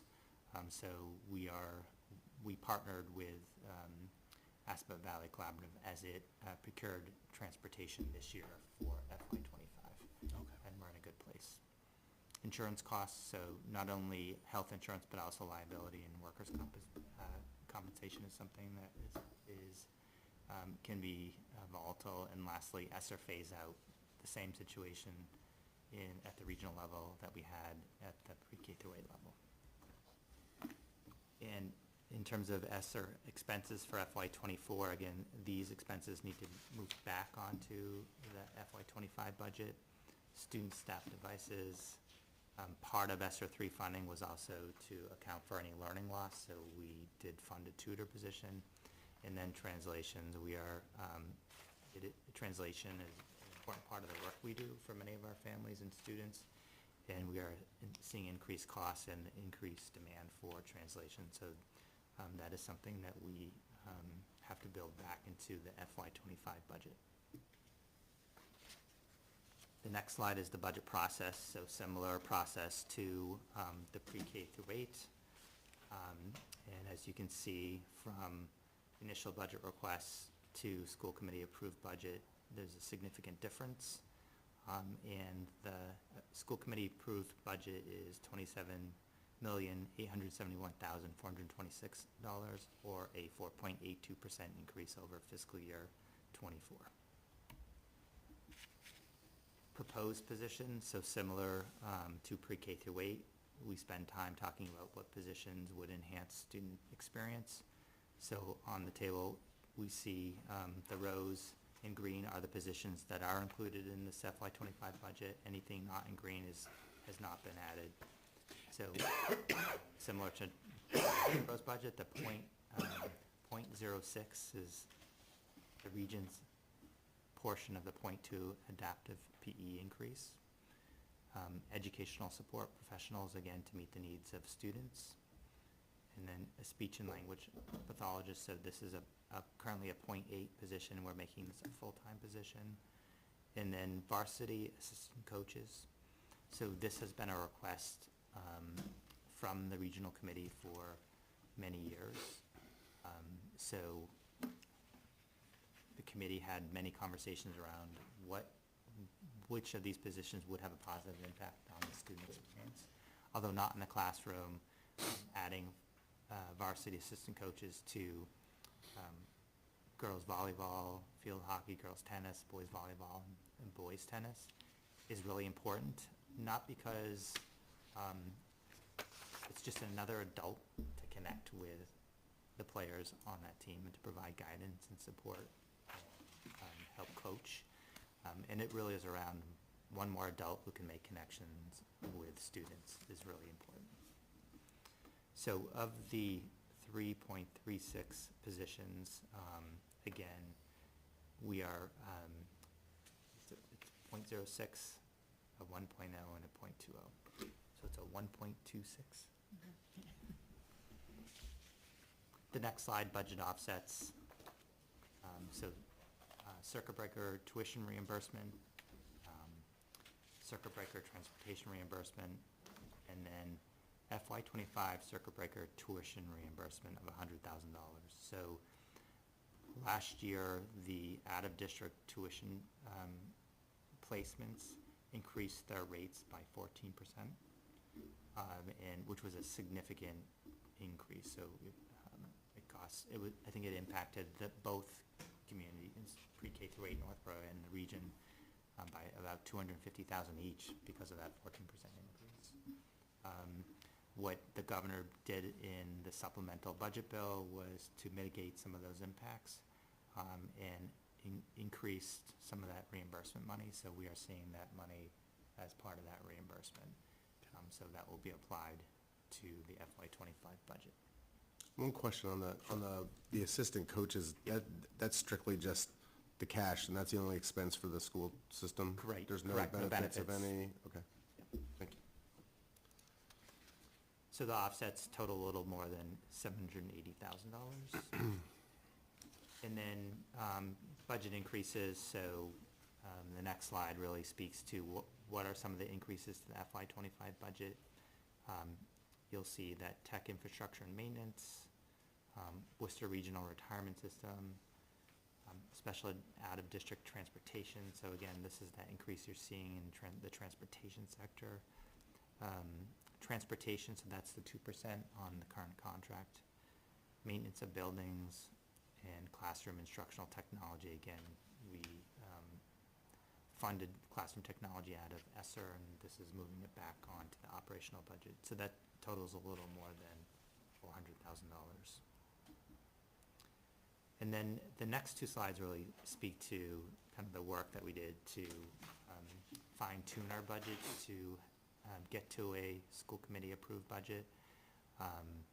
We look at, like the town, we get better data and more information. We're able to fine-tune our budget. So circuit breaker tuition reimbursement, special education adjustments, transportation adjustments, insurance and retirement system adjustments. So we were able to have a little under $2 million of reductions as a result of better data and more information about what the numbers actually are.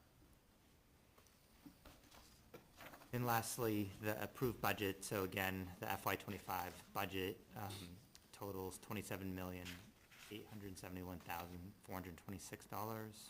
It's an increase of $1,281,080 over FY24, which represents a 4.82% increase. Next slide again compares it to inflation and budget requests over the past since FY20. Similar story to the pre-K through 8 historical budget data, but you'll see that this budget request is the highest request in the past 5 years. And the next slides, I'll have Becky speak to them.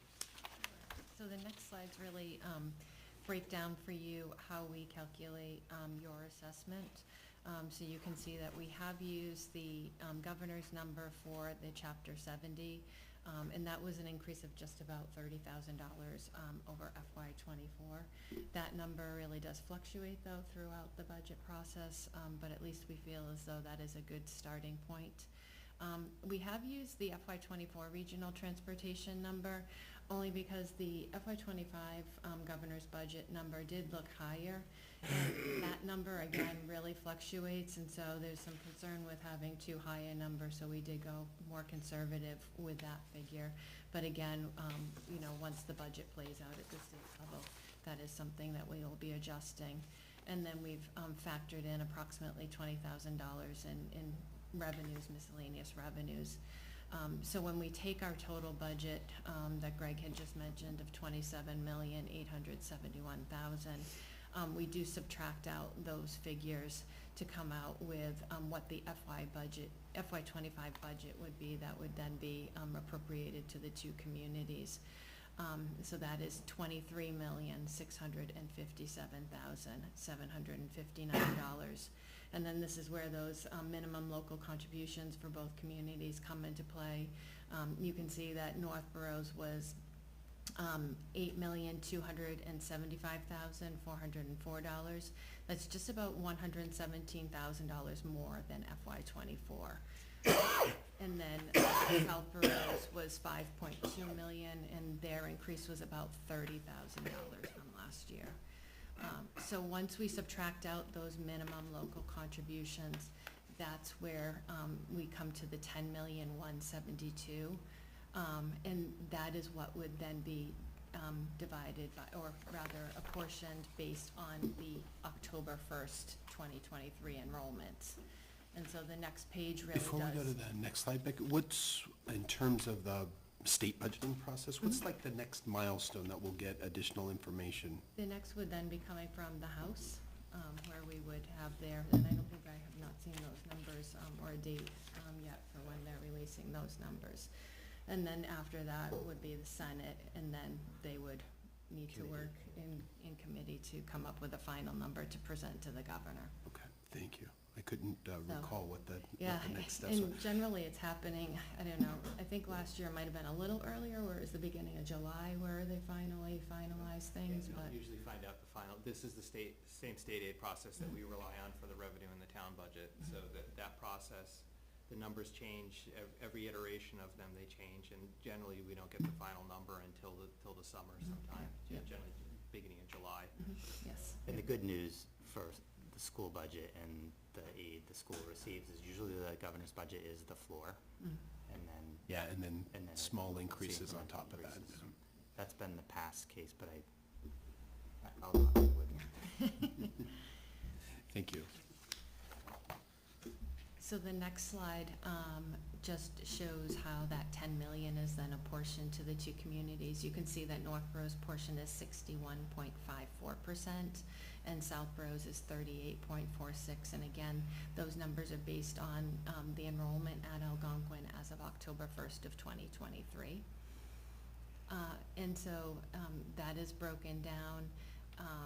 You can see Northborough's portion is 6 million. And then we add the minimum local contribution to that to come up with a total of $14,535,274. As a comparison to the FY24 assessment, last year it was $13,421,000. So it is a difference of just over $1 million from last year, and which would represent an 8.3% increase over FY24. But the school committee did vote to utilize $675,000 in their excess and deficiency. So Northborough's portion of that $675 would be an offset of $415,395. So if we were to take your apportionment and subtract out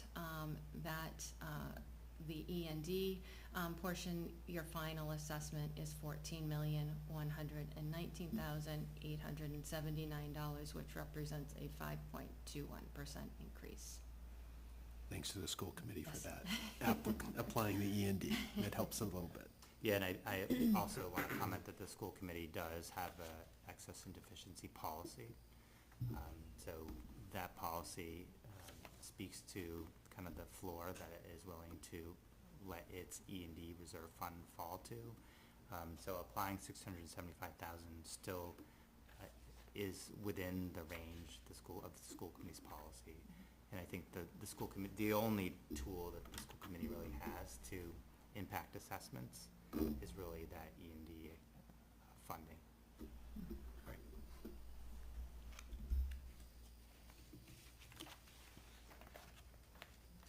And then the next slide, so this year, what the regional school committee has done is they have voted for a capital assessment as well. There are a number of projects that need to take place at the high school, and so we have come up with a figure of $391,000. You'll notice that the apportionment rate is different than what you saw on the previous slide, and that's because with capital and with debt assessments, we take the average of the October 1st numbers for the prior 4 years. So Northborough's portion of that capital assessment is 61.91%, and Southborough's is 38.09%. So Northborough would be responsible for $242,077 of that capital assessment. Your projected overall assessment, which includes all the debt for the renovation and also for the athletic facility, is $15,193,847, and this capital project of $242,000 is 1.59% of that total assessment.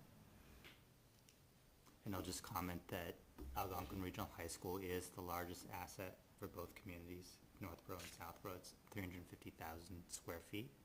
It is a large campus, and what the school committee has asked us to do is look at the capital plan for the next 5 years and come up with a significant investment to accomplish achieving many of those projects in the capital plan. So the plan is about a $400,000 investment over the next 5 years will accomplish many of the items that are listed on that plan. So we can expect kind of on the order Yeah, I of think- 400,000 each year for. Correct, I think that that we've not requested funding for capital projects at Algonquin in many years. Yeah. And now it's, the facility now it's not a new facility. The renovation project will be paid off in 2027. So as that debt assessment falls off for both communities, it's really looking at what will it take to maintain the facility in good condition. So we're trying to balance when debt falls off, how we can incrementally add capital projects and sustain the facility. Maybe just a follow-up question on that. So then the debt on the athletic complex, that will projected to start which year? 26, 27? So what we've done is we've issued bond anticipation notes for the work that's been done so far. So right now, in FY '25 and '26, we will be paying interest only on those bands. Yep. And then we'll go out for permanent financing in fiscal year '27, which will mean there'll be 1 year where there will be both the debt assessment for the renovation project as well as the athletic facility. But then the renovation will drop off in FY '28. So just that overlap on 27. Just for 1 year. Do I have it right in my head? I'm thinking on the order of $120 impact average single family for the renovation, and then the complex is about $60? Is that even in the ballpark? Does that sound right? Yeah, we'd have to look. I know we did do the calculations for the athletic And complex. I just have in my mind that, you know, the community's accustomed to 120 or whatever it is. And had that overlap not happen, we would have seen kind of like half of that to continue for the athletic complex.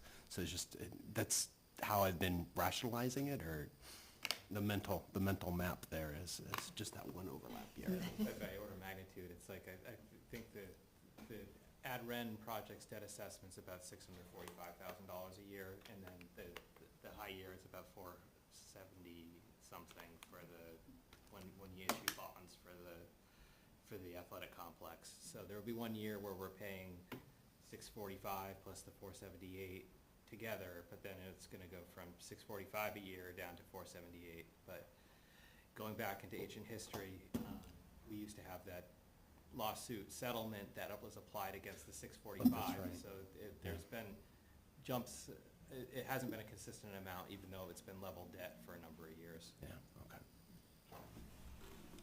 And then what we hope to accomplish with the capital projects, we have a redundant domestic hot water boiler. These are all very exciting. Boiler, blower motor, glycol, and the heating loop, lighting controls, and then above the guidance wing, we have a failed HVAC unit. So those total about $391,000. I'm accustomed to using vitriolic in a Vitriol, yes. different meaning. Vitriol. I didn't even know that. So, again, we appreciate the partnership with the town of Northborough, the support of the taxpayers and citizens, and for the most part, this is a level services budget with a few areas of incremental growth.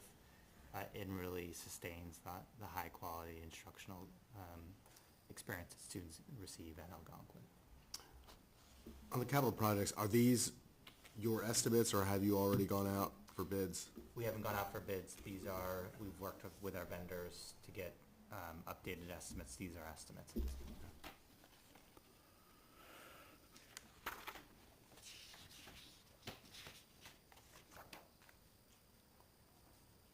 Any questions before we switch to stabilization?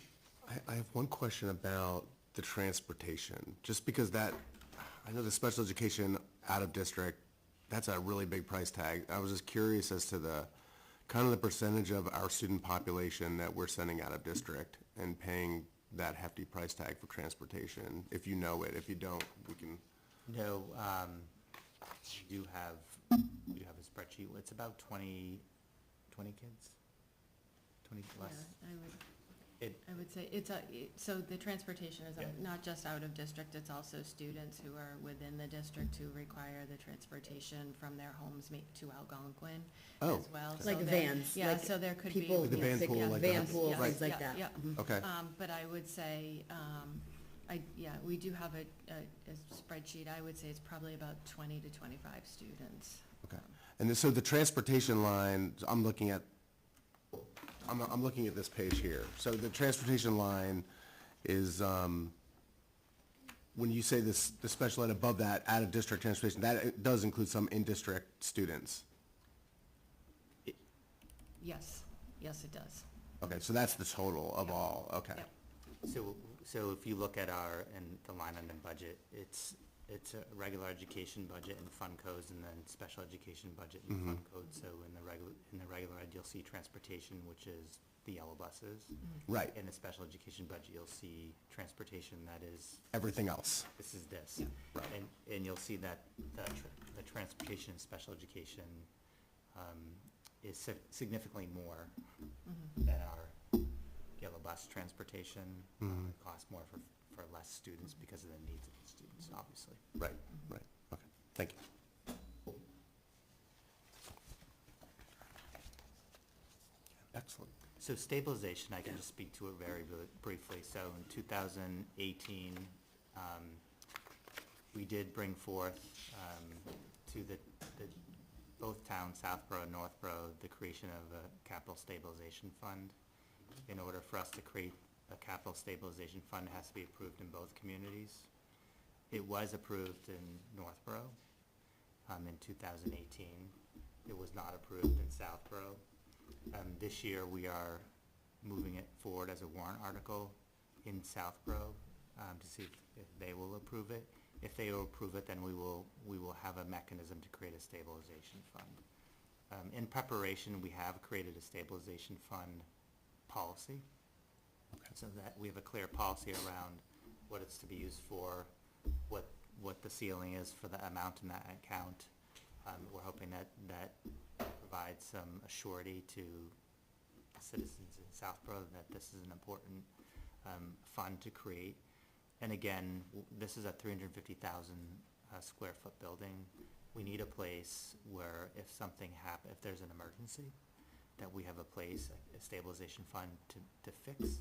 And we also, we can use it for smaller capital projects, repairs, but $400,000 for a 350,000 square foot building it's a small amount, and that's what we're hoping to keep in that account. And similar to Assabet, then you're thinking on the order of $400,000 capital plan and a $400,000 stabilization. Yeah, and our policy speaks to it's not a savings account. Like, we're not saving for some big project that, we're gonna be expending this, The goal is, the purpose is to use and, that for and any those. larger capital project will come before the committees and boards for approval and then voted by the citizens. And the school committee policy does say that there would be a targeted range of 1% to 2.5% of the district's operating budget. So again, that just speaks to the maximum that we would have in that account.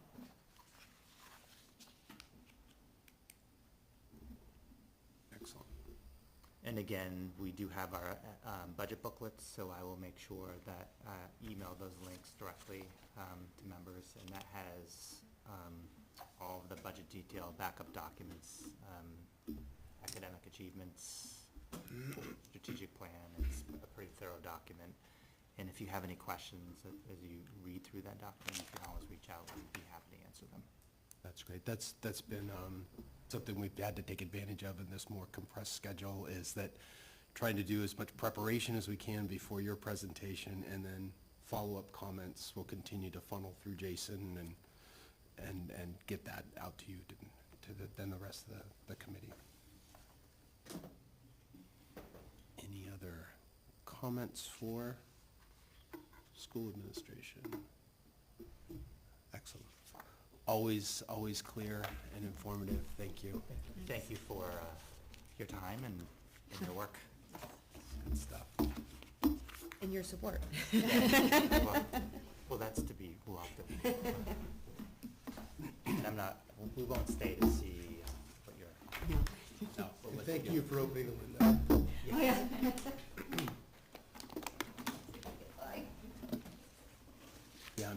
how are you doing over on this side of the room? Do we need to open this window as well? So Are temperature okay for you? I think it's great now, yeah. Okay. It's getting kind of unbearable. All right. What else we got to do? Yeah, town budget update? Yeah, so Scott, I was gonna hand out just an example of last year's report that Oh, we're okay. trying to. Oh, when we're at the talking end, about just the- get to a report that's gonna go in the town meeting booklet, and this body will have to vote recommendations on all the financial articles, including the town budget and so forth.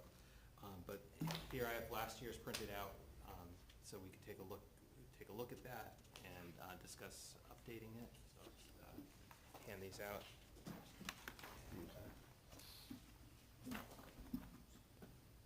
Trip on my own cord. That's why I sat over here Thank tonight, you. so I wouldn't trip on a cord. Yeah, it's just. Thank you. Thank you.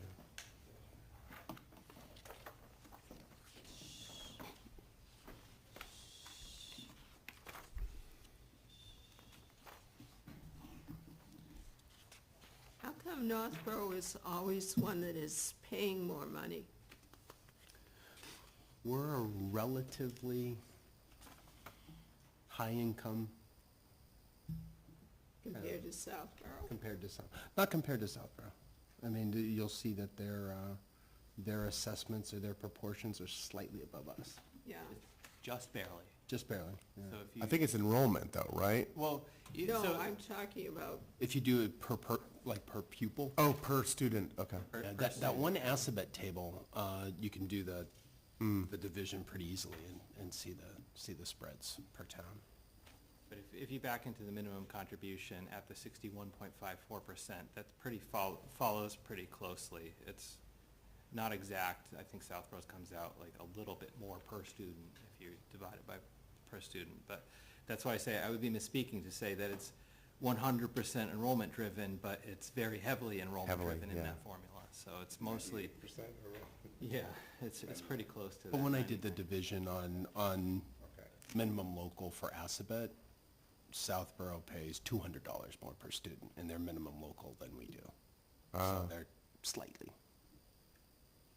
And if you look at this, as we look in this budget update, the table where it shows tax effort, now that I understand that column, you see that average income in Southborough is that much higher than us, so that factors into that complex formula for apportioning or computing the minimum local.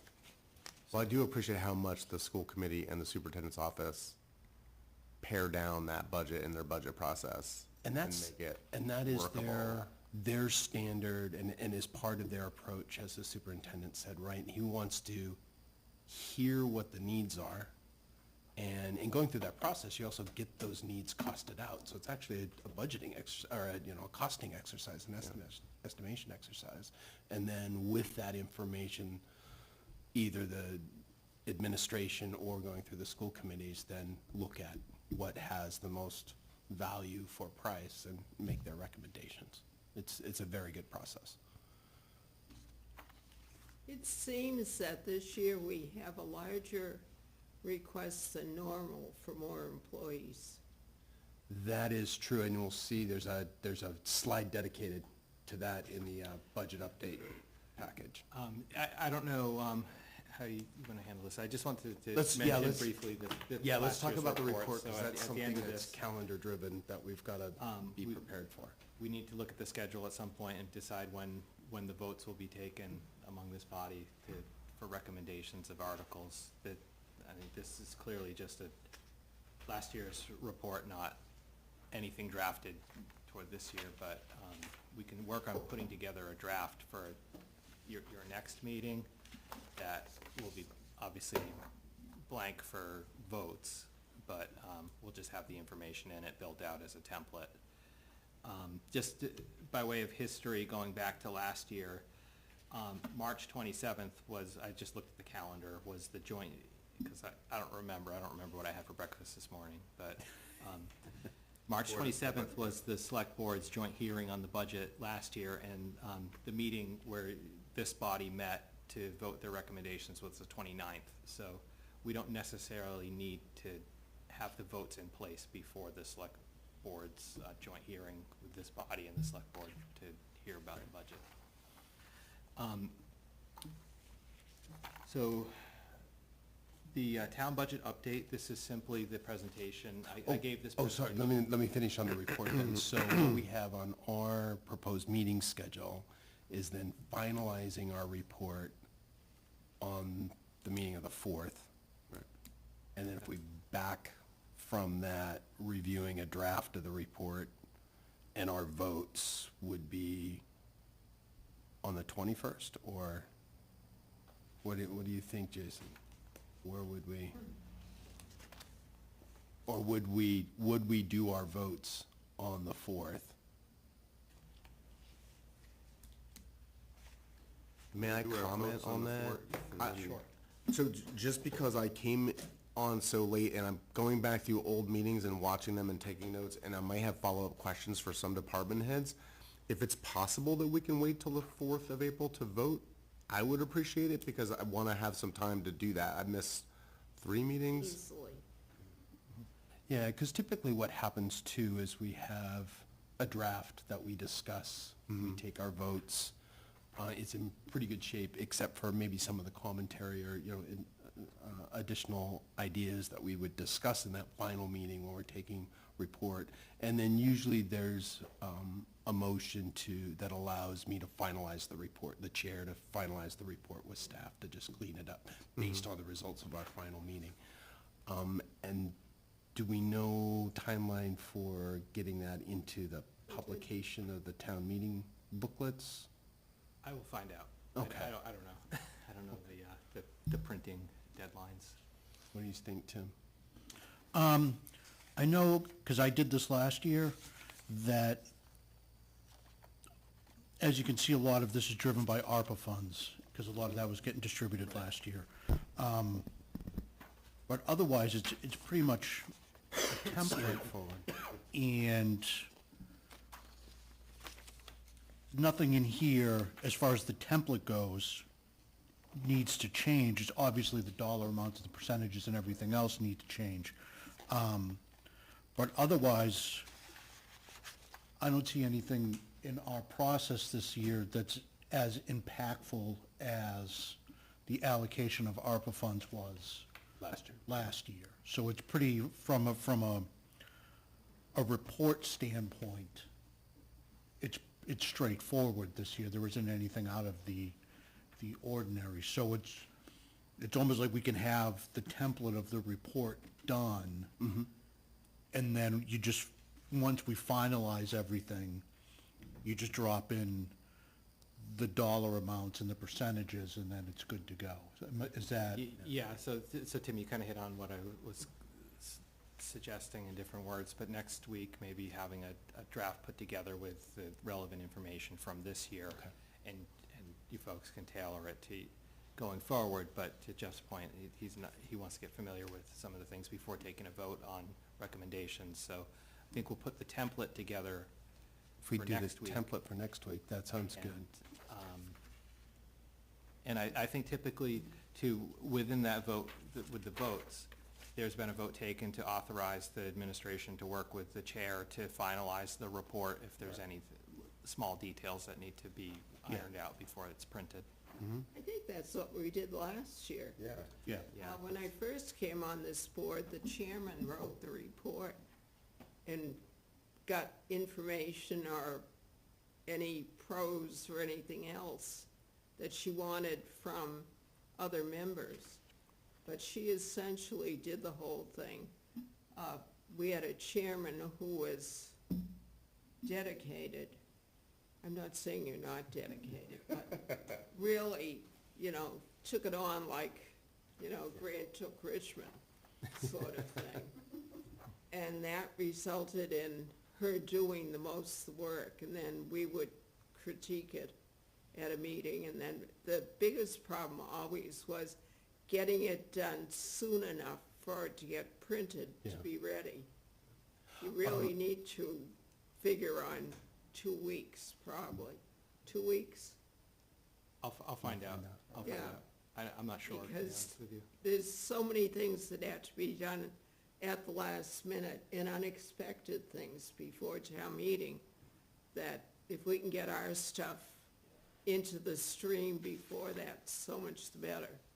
To that point too, I think it's helpful, you know, in terms of deadlines, we have a nice copier here, but I think in prior years, we've ended up printing a lot of copies of things on the copier because it was past the deadline of getting something to a professional Yeah. printer in order to print. So I'm sure if I talk to the administrative assistants in the administrator's office, I think that they'd probably prefer we go through a professional Yeah. printer rather than Less effort a on them. machine in there. Well, towards that bit about last year, we had we had some significant comments what we wanted to make sure. Are there any topics this year that any of the committee members feel that we need to talk about or document beyond what would be the standard template?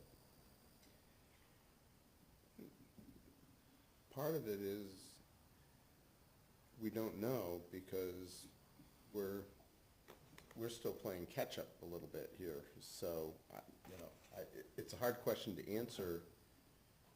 You know, we've got another week of presentations Yeah. coming, you know, so.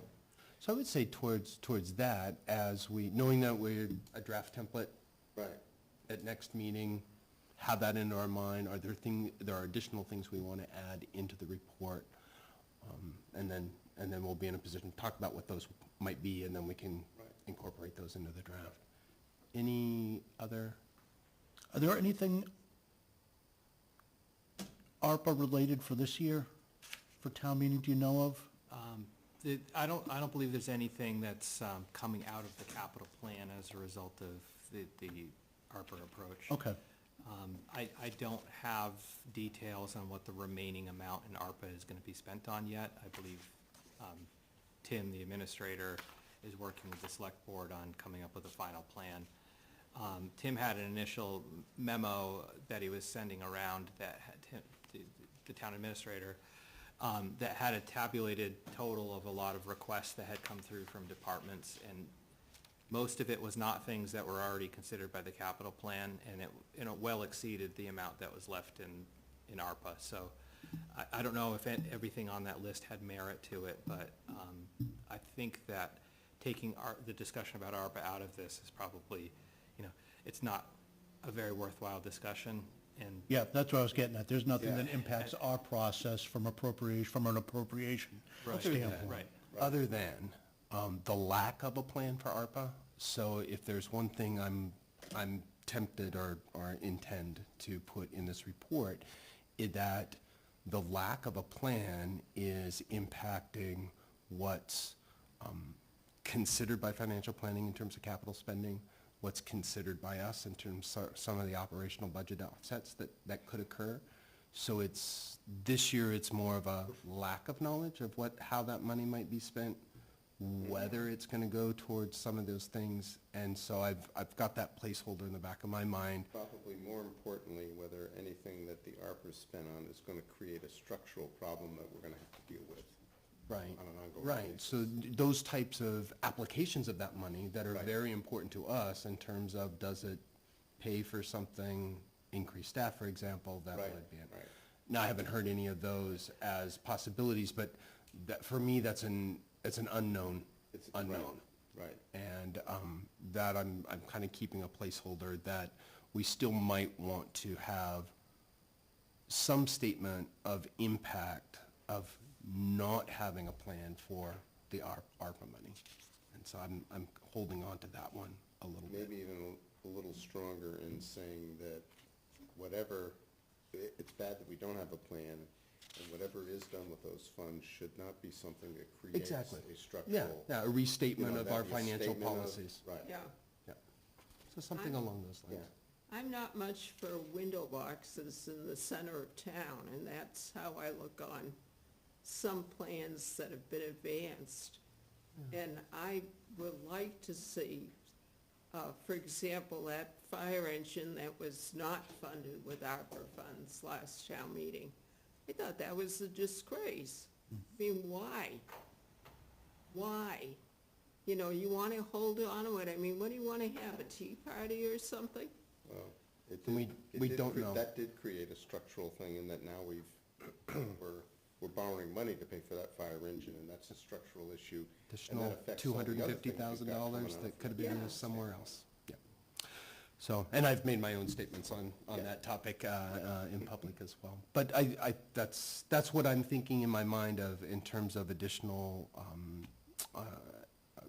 content of the report is that we don't know what the plan is, and here's a Yeah. financial planning. What did we say last year about the bylaw? We were did we? pretty strong on that last year. Yeah, So one And I one made it bright known side is at the like- meeting too, that one we of the approved most- the fire engines, but that we strongly recommend that ARPA funds be used at the Yeah. meeting. So we were very clear with, Oh, yeah. with what our recommendations were on that front. The only other thing I would put in, or think about including for any statement around ARPA funds is, the biggest issue for me with the fire engine and the tight tank was that not only did they not use the funds as was recommended by various boards, including the town meeting itself. yeah, but it increased taxes for the residents. Yeah. So ARPA funds should be used to offset in any way possible any tax increases for the residents, which they haven't done yet. Good. I would say this, Tim, just to be fair, one of the biggest allocations from ARPA so far was the Proctor roof, which did come out, Yeah, that that's did get true. moved out of the capital plan. And the other thing, one of the most recent allocations that Tim put forward was purchasing the LED streetlights. So there are going to be some taxpayer savings as a result of leveraging that money. So, I mean, I want to be patient and see what Tim comes up with for a final recommendation, working with the board, because I think that, you know, I was pleased to see that as, the LED lights, I think, is going to be something that's a very good use, because it's going to take burning a utility that we don't need to be burning by having these street lights replaced is. That's a structural savings. It's a that's structural gonna go on for savings, years. yeah, so. And those are the types of, that's Yeah. exactly the types of projects we'd like to see Right. the ARPA money used for, right? Something that is expenditures now that are savings in The future. all the subsequent years. Right. Yeah, leveraging this one-time money to achieve savings. Exactly and- that. So I know this topic came up at financial planning as well. Susan, did you have any additional comments you wanted to make from a financial planning perspective? I wanted to start with your schedule by just letting you know that we are meeting next Tuesday at 5 o'clock, so we can punch through everything and have a vote with a draft report that we can get to you probably by the end of next week, potentially. It all depends on what he gets done within the office and Diane. So you will have that on your desk for you. You will have financial planning's report and our votes in the next week. That's awesome. All right, so That's we're great. trying to stay to process. I was gonna suggest to you, I don't know if you meet all the way to the 1st of April. My recollection of the past is that there is a lead time for printing.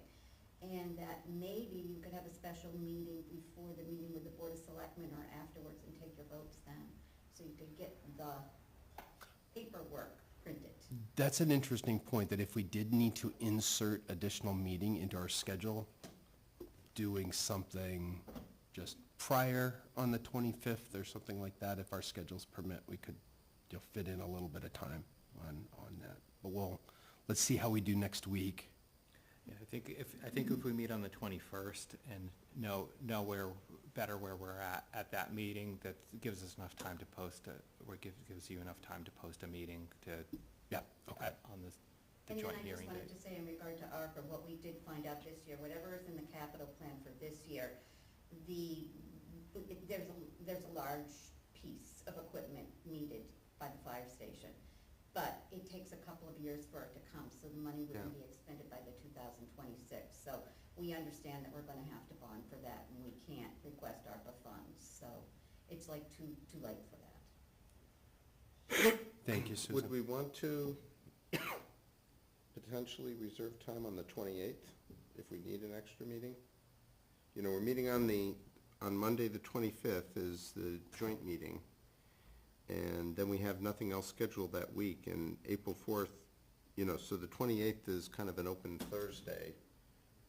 If we need it, would Yeah, that be let's, a good place to put it? yeah, so let's keep that kind of open on our personal calendars, and then if Yeah. that looks like it's needed, we'll Right, we'll if pull we the don't trigger need it, on that. that's great, but, And anything that entire week, I think I told you the 25th and 29th, I'll be on a business trip in Philadelphia, but I can attend Able to go remotely. remotely, so we'll see. Jason, have you heard anything about? I think it's imminent. Okay, that's what I think. Oh, I'm sorry, I do know. The meeting on the 25th will be hybrid remote if everything goes according to plan.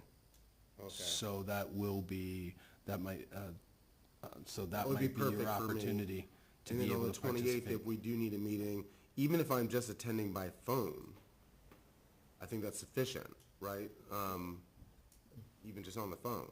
I can call into Scott and just, But if we do it, we would do it using a hybrid. Yeah. If you were remote on the 28th, we'll do it from this room using this equipment and you'll Okay, okay. hybrid in. So the meeting on the Okay, 25th just- will be here in person, and the select board will be remote, is that? I don't know what the distribution is going to be. I'm not sure. I'm not sure. I do. I know what it's gonna be. If I were a betting man. if Congress doesn't appropriate us funds by the 23rd, I'm not going on this trip anyway. Oh, there you go.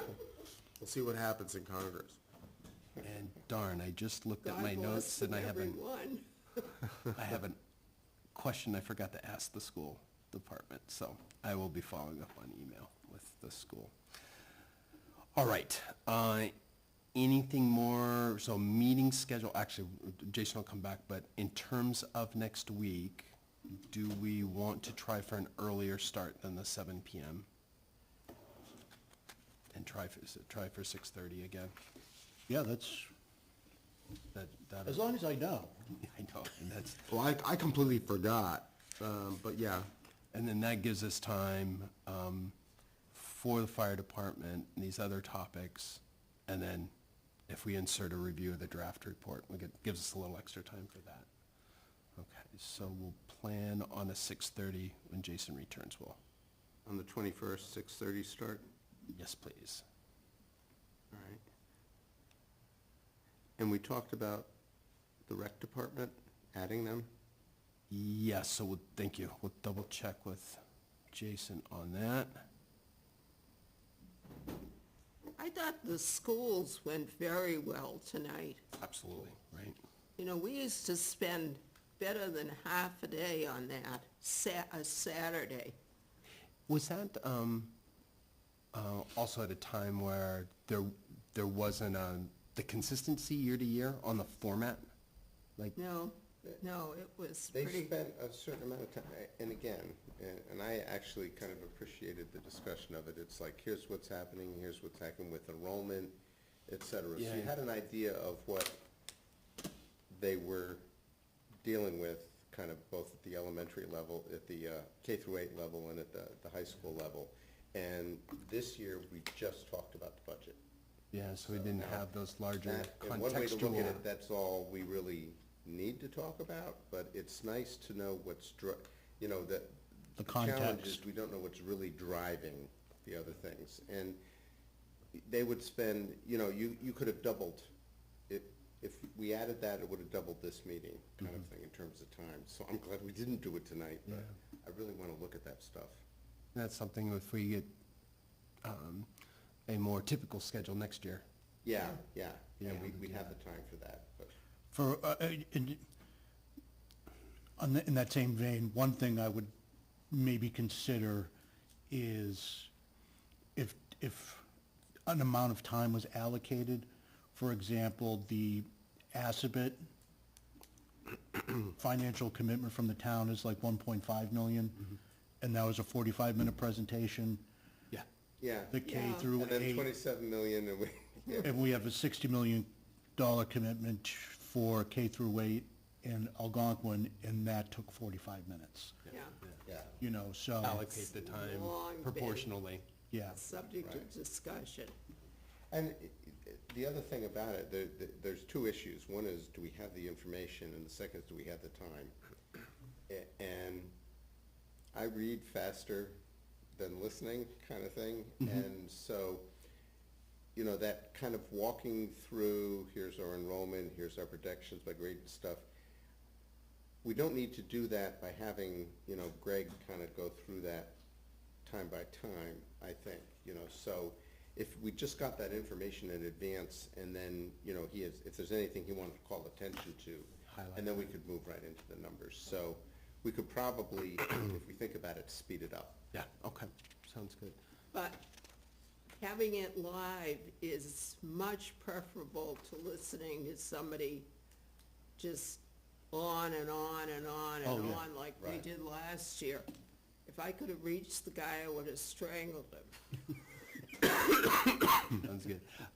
Jason, while you had Oh, stepped just away. one more Oh, yeah. comment about the enrollments, and, I mean, it's an interesting point to bring up, but I know there's been multiple years where the shifting enrollment has caused disproportionate spikes in our assessment versus Southborough's, where their budget is going, the regional budget is going up a reasonable amount, whereas our assessment, we're trying to figure out how to fit a 9% increase in our budget while Southborough's facing a decrease. So trying to predict for some of those spikes, I think that we took a long look at one point when we got surprised by this, because we never really looked that closely at school enrollment at the time. It's like we would rely on the superintendent's office to tell us if that was coming down the pike.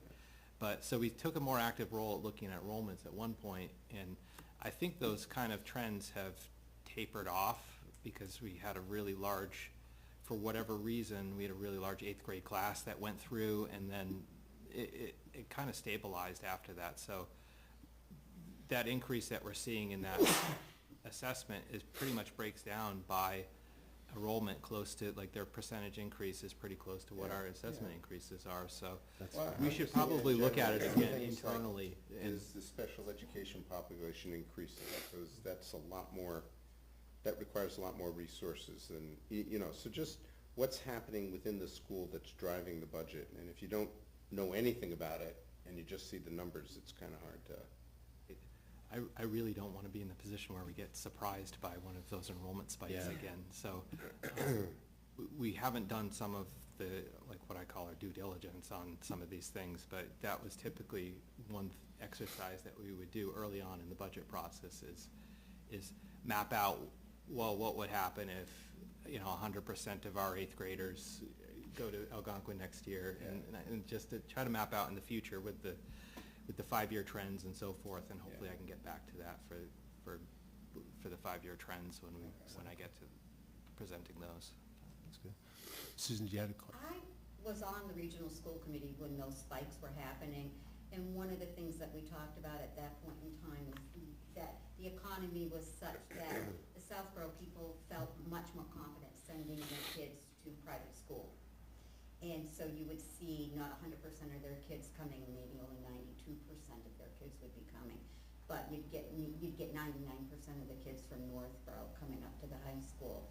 And then the cost of college escalated, and then you started to see that kind of just even out a little bit more. I think that's why we're seeing a lot of that. And then the economy the way it is now, people probably aren't spending that extra money. But I mean, private school now costs as much and more than a private school tuition, you know, for college, so. Oh, yeah. But that's when we saw the spikes. Yeah. They went to private school. The economy was such, parents didn't mind spending the money. There was also a point, probably 15, 18 years ago, that the school superintendent did not speak to the town administrator. And the school, Surprises. it was, I think it was the first year I came on this, and it was quite difficult. And it was a situation where the superintendent assumed sainthood, and the town administrator became the devil. Yeah, so we've had the luxury, not even the luxury, but we've been in synchronization Yeah. between all the Much departments better. over the last, I don't know, 10 to 14 years. 3 or 4 administrations of the school department. Superintendent Oh, support yeah, very it well with was this. pretty bad. So- Jason, in terms of, as you stepped out, we just talked a little bit more about next week. If we can post a 6:30 start from an agenda perspective. Okay. And then, did we hear back if we'd get Recreation Department budget information?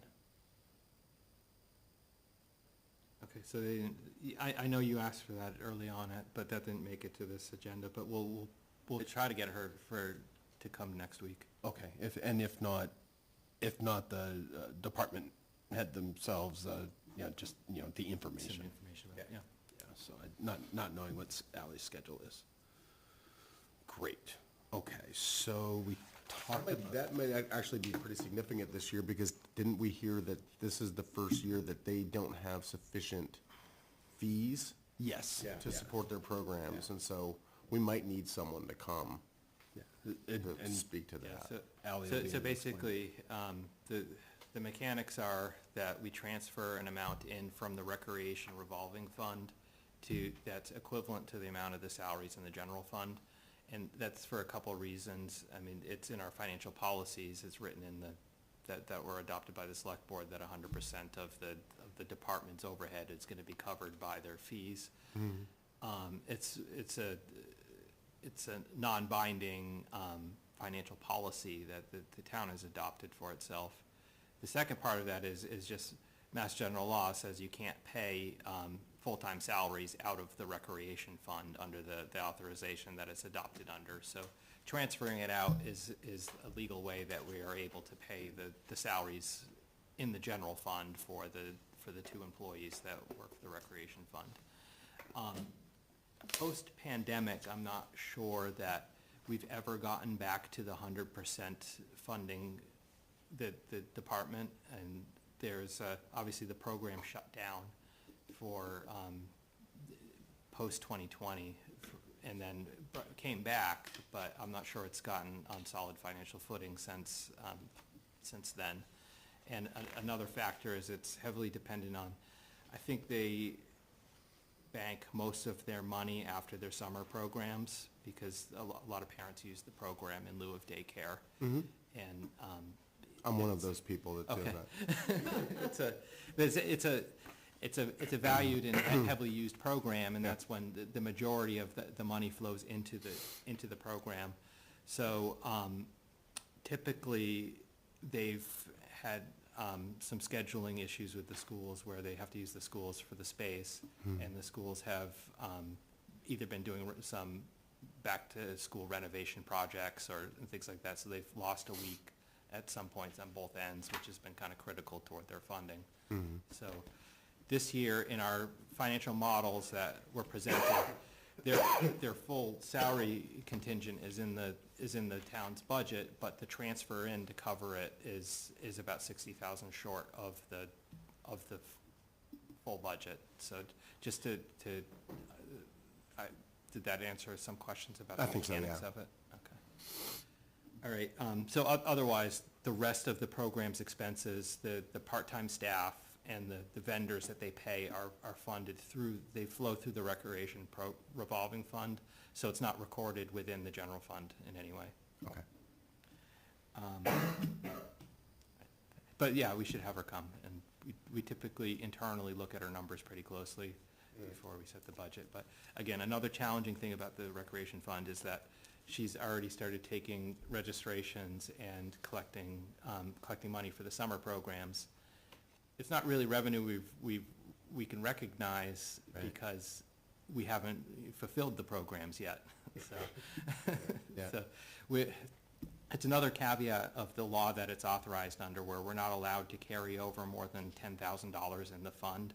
But how much is in the fund? Cash-wise, it's a lot, like $300,000, $400,000 at the end of the year. But over the course of the summer, that money flows through that fund and out, and we don't typically know exactly where we've ended up until September. So it's a little bit of an unusual accounting exercise for that department specifically. But.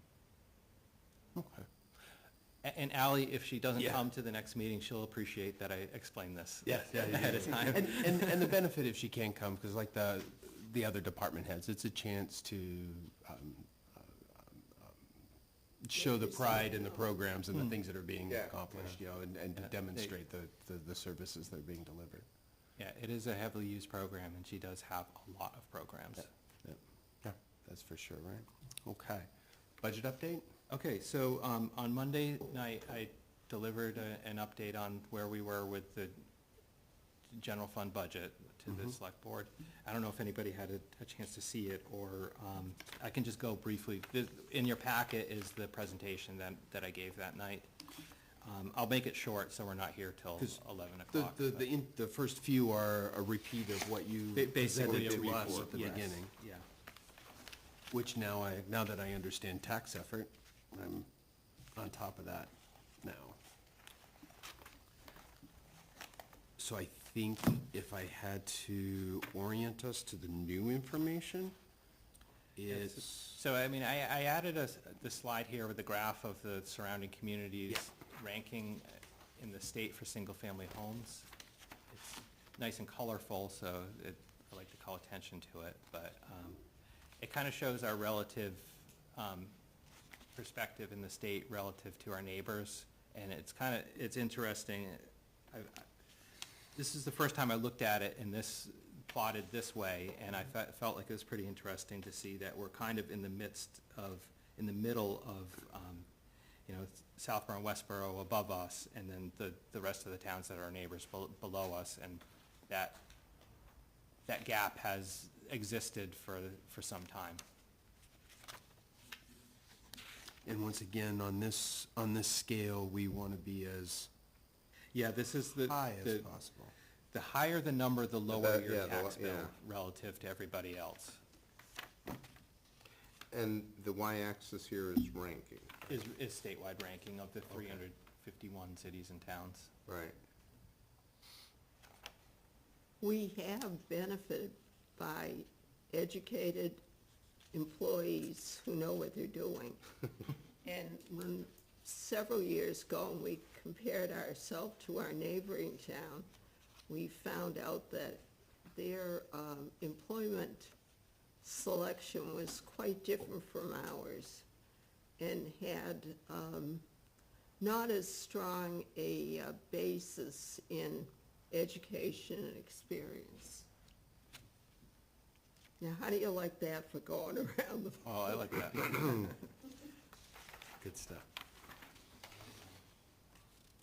All right, so I think this is basically the same new revenue that we had before, so it's the same information that's been presented before.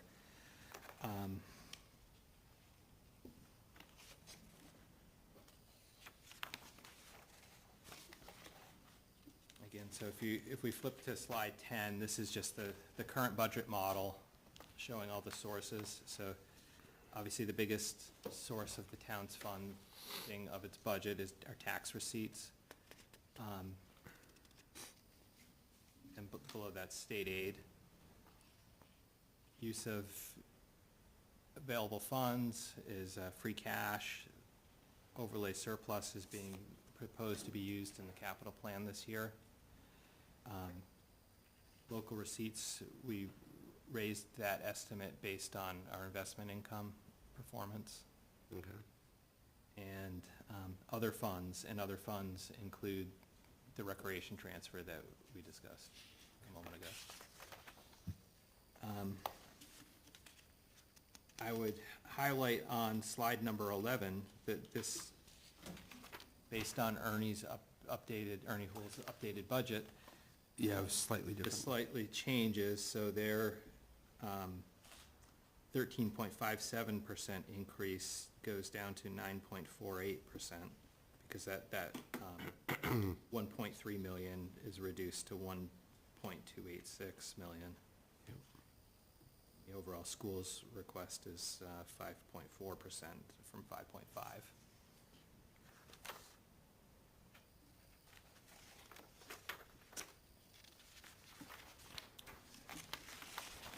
And the town's budget's fixed cost increase on the next slide. This isn't any different from what I presented last week to this group with the undistributed expenses. The health insurance, I don't know if we mentioned it, I have said it before, but I don't know if I mentioned it this year, but we're a member of a JPA with the joint purchasing arrangement with the schools and the town of Southborough. So when he was saying they were facing a 10% increase and they settled on 7.9%, those are the same factors that we're presenting here for our health insurance increase. And again, I said we had, last week, we looked at the roster very closely and we reduced some of our surplus within the health insurance budget. So the budget, we were looking at a $600,000 increase originally when we put these numbers together, but now it's down to 4.4% with or $272,000 increase with the 8% premium increase. We obviously have a lot more employees that are subject to the Worcester Regional system than the district. I noticed their increase was $63,000, whereas ours is $315 in the retirement system, the pension assessment. So the fixed costs, the non-departmental requests within what's considered the town budget are up $885,000. Very close to the town department's requests that are still being reviewed internally. I know that there's, you've heard from most people, and we haven't changed anything since we've met in a large way. Okay. I think there was a revision to the police budget that had it going down somewhat since we met with them. But other than that, the department's budgets are basically reflected within the 7.79%. I think the only departments you haven't heard from are the departments that the administrator's office controls and the town clerk's office. So we're still working on those. Okay. Oh, the clerks are done, but the administrator's office lines are still being worked on. So overall, if those projections come through, it's a 7.82% for town budget increase, and the magnitude of that is, the $1 or $2 million. And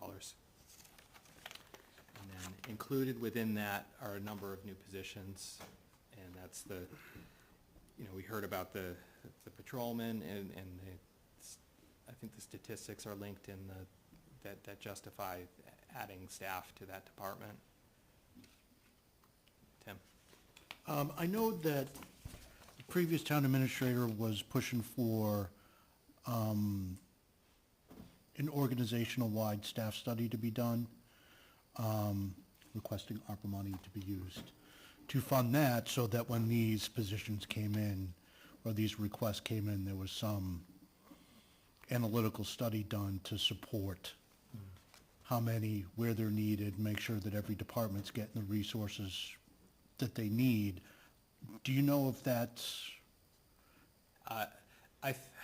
Okay, so I don't think that's a bad idea to do an organizational study, but again, at some point, it turns into, we would have to go out and procure a organizational study, and then this is a longer delay, and I know one has not been done or conducted since the former town administrator that had suggested that idea had left. So some of these ideas are just ones that came up as a result of weighing certain data that was presented to the town administrator, and these were his priorities that came out of the budget cycle that our new town administrator that we're working with. I know the police, they had data that showed the number of calls versus the demands on the department. There was a lot of comparative data. comparative data to the other communities and per capita officers and so forth. So I feel like that was would have been represented by that staffing study would have come out probably with a similar recommendation. I know my own self-interest, the town accountant position, I'm in favor of, just because I'm not saying that these positions Yeah, aren't no, needed. but you're asking. But you like like- doing two jobs, come on. But, no, well, Right. it is, I mean, and it's not unusual for a community to have a finance director that's also the town accountant, so it's not unusual, but as. It's an the- $80 million budget, you should have some As- help. Well, yeah, as the budgets have grown and the demands have grown for the position, the regulatory environment we're in, we've had an explosion of grants and contract administration. We're dealing with a lot more paperwork and a lot more administrations required of these positions. I'll just quote one of the interims who said, "Why would we do a staffing study to tell us that when I know that we need it?" So like, that was a little bit, you know, if that pushed back the need to have a staffing study, I don't know, that was kind of the thought, was that we could handle some of those rather than going out and studying something, using a third party to tell us some of the things that we could evaluate ourselves, that was kind of behind the delay between now and that actually happening. Right, well, I think it's unfortunate that one hasn't been done, it's unfortunate that one is not in the works, it's unfortunate that we had the money to do one, because my concern is we start hiring these people, which raises the possibility or encourages other departments to make similar requests next year, the year after. We've talked about the grant for the fire department coming through and how that's going to impact things. And a staffing study would have given us the tools and the information to say, yes, you know, an assistant library director at $78,000 is needed. Versus, you know, next year when another department comes through and says, well, you hired an assistant library director last year, we need an assistant XYZ for the same amount of money, you gave it to them. And just seeing that, it's just unfortunate that it hasn't been done. It would have been a helpful tool to have, that information laid out, done from somebody that's professional, not biased, can go through everything, and when those requests come in, are they reasonable or not? I think as a future tool for planning, I anticipate that there will be additional staffing requests, you know, Yes. in the subsequent years. So I don't think it's too late to do. I don't think we've missed an opportunity. I think are recommending a staffing It would study be good to to be do it. done. It would have been nice to have done it earlier, but we But there's- shouldn't put it off. That it still has benefits Yeah. to evaluate future needs, and really give the departments and give the staff the analysis and the Well, give the justification they need. taxpayers, give the community some reason why, you know. The fire department came through and they presented their case, it's needed. We need to hire another police officer. You can go back to the community when people have questions and lay out the reasons why we need to make the hire.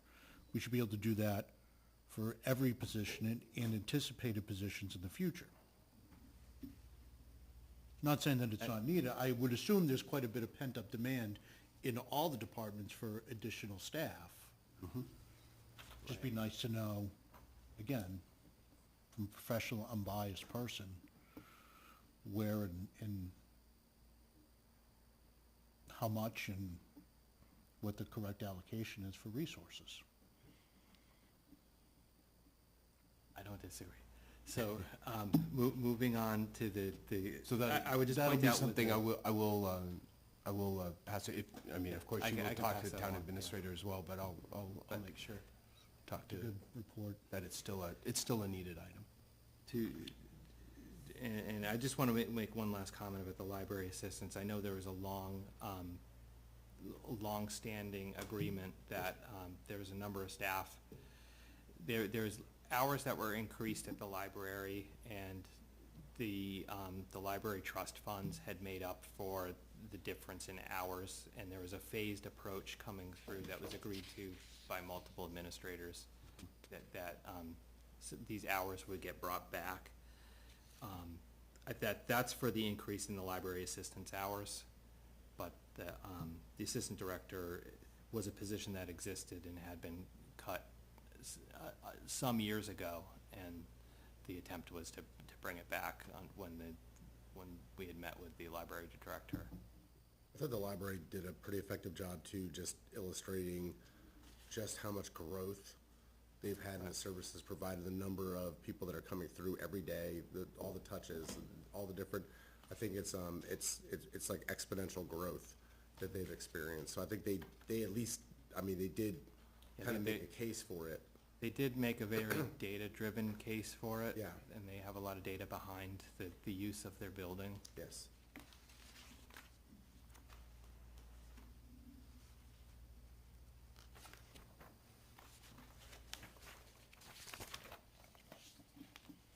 Would the chairman entertain a motion to adjourn?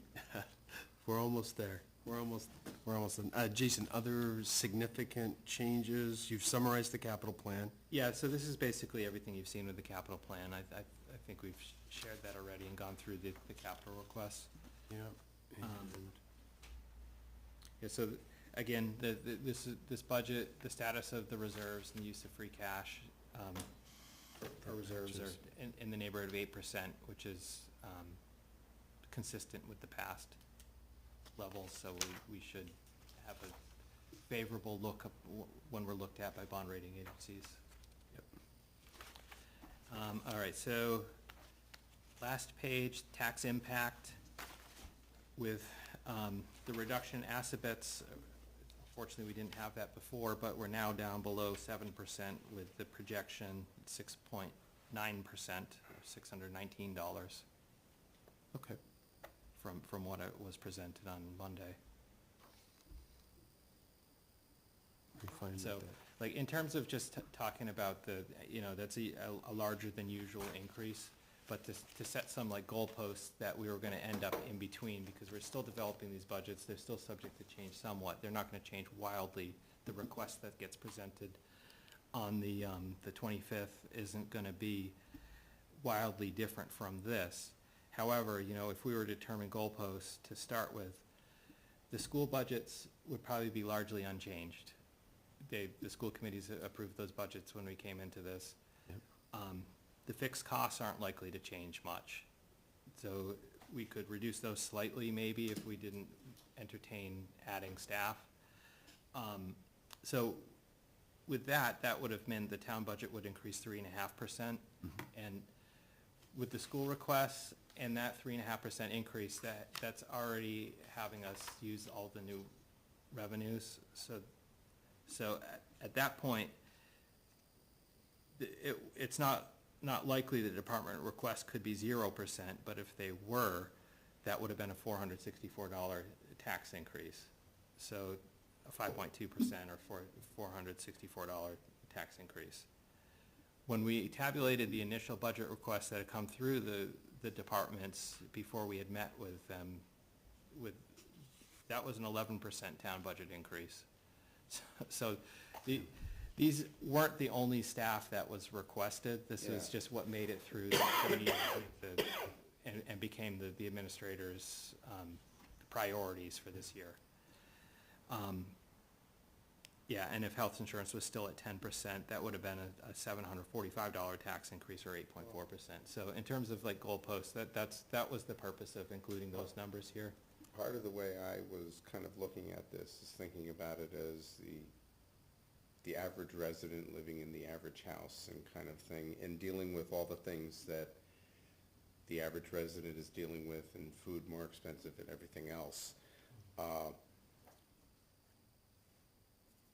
That big a percentage sounds like something that's gonna get people excited, and one of the exercises I was wondering is what would it take to get down to, say, like the 5% increase in taxes? And as you mentioned, it would,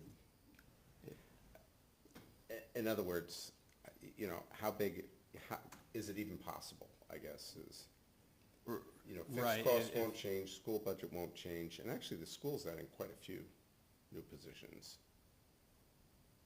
But, so is there an opportunity here, kind of, is it even worth looking for an opportunity here to reduce the impact on the average homeowner and? Right, I mean, there's gonna be some challenges with reducing this further, so like I said, if we accepted that it's gonna be 5% based on the fixed costs and the school requests, Right. we're talking Yeah, about a 1.9%, bandwidth between right. 464 and 619 and 745, and that was the point of including that, to develop a set of goalposts for the Yeah. model. And Thank you. You're welcome. Thank you. My apologies for not moving this last order of business. Oh, yeah, I almost forgot about Higher on the agenda, because we probably should have taken care of it earlier. But we do have a request for the transfer or two transfers from the reserve fund. So there's a memo at the end that Tim wrote earlier today. And Jason, you Scott, want if to you don't, summarize if you don't this real mind, there is an alteration to this. So if you were to entertain a motion to do this, the $15,000 being requested for Public Works is actually $10,000 being requested by the Information Systems Department. Yes. So Okay. it's the same, Yes. the heart of this is the same, but the quote Yep. was less when. So So I don't two- know if all the members had a chance to review this memo or not. I did this afternoon. Okay, so basically, to summarize for the recording, to help reduce the risk, that's the way I'm thinking of it, for the police station exterior painting and repair. The idea is to transfer $5,000 from the appropriations reserve to allow an architect to do a proper estimate. This was discussed at the select board meeting Monday, as well as, I can't remember if it came up Tuesday with financial planning, probably not. But anyway, this would. It did come up on Tuesday. Okay. Yeah, so. And so this is a way to get a better estimate out of that $200,000 capital request. And then, we had a piece of equipment that broke, needs to be replaced. It's used heavily by the different departments. And so an updated quote. So the plotter is 10,000. Plotter is 10,000 instead of 15,000. So the motion would be, do we need two separate? Yeah, one motion would be to transfer $5,000 to the Facilities Division of the Department of Public Works, and then the other motion would be to transfer $10,000 to the MIS. Yes. So, I'll do it this way. I'd entertain a motion for the transfer of $5,000 from the appropriations reserve to the Department of Public Works facilities for the architectural estimate on the So moved. exterior. Second. Okay, Janice and George, all in favor? Sounds good. I could have asked for further discussion, my apologies if there was any. And then I'd entertain a motion for the transfer of $10,000 from the appropriations reserve to the MIS department for the purchase of a plotter. So moved. In a second? Second? Seconded Third, Tim. fourth. Any discussion on that? No. Great. All in favor? Passes unanimously as well. Thank you for that bit there. And, I could have mentioned, this is what the reserves are for, right? Is these last minute end of budget year, It's not the unforeseen events. strangest one we've ever been asked for. That's for sure. Jason, any further items for us this evening? Yeah, I would just add that one thing you can be assured about is that we've made it through the winter without overexpending the snow and ice budget. Yeah. Yet, I don't know if there's hidden bills somewhere, but. We'll have the big April snowstorm. One of the Saves things us a that meeting. we've prided ourselves on is always closing the gap for the deficit in snow and ice, so we're not you're allowed to overspend snow and ice, but it carries forward to next year's tax rate, and we've always closed the gap for 20-something years of the snow and ice deficit within the year, so by making these transfers, so we're not gonna need these funds to close a gap in snow and ice, so you can feel assured about that. All good. All right, now I'm ready, Janice. Would the chairman entertain a motion to adjourn? Yes, please, a second on that? Second. Okay, all in favor? We are adjourned. Thank you very much. Thank God.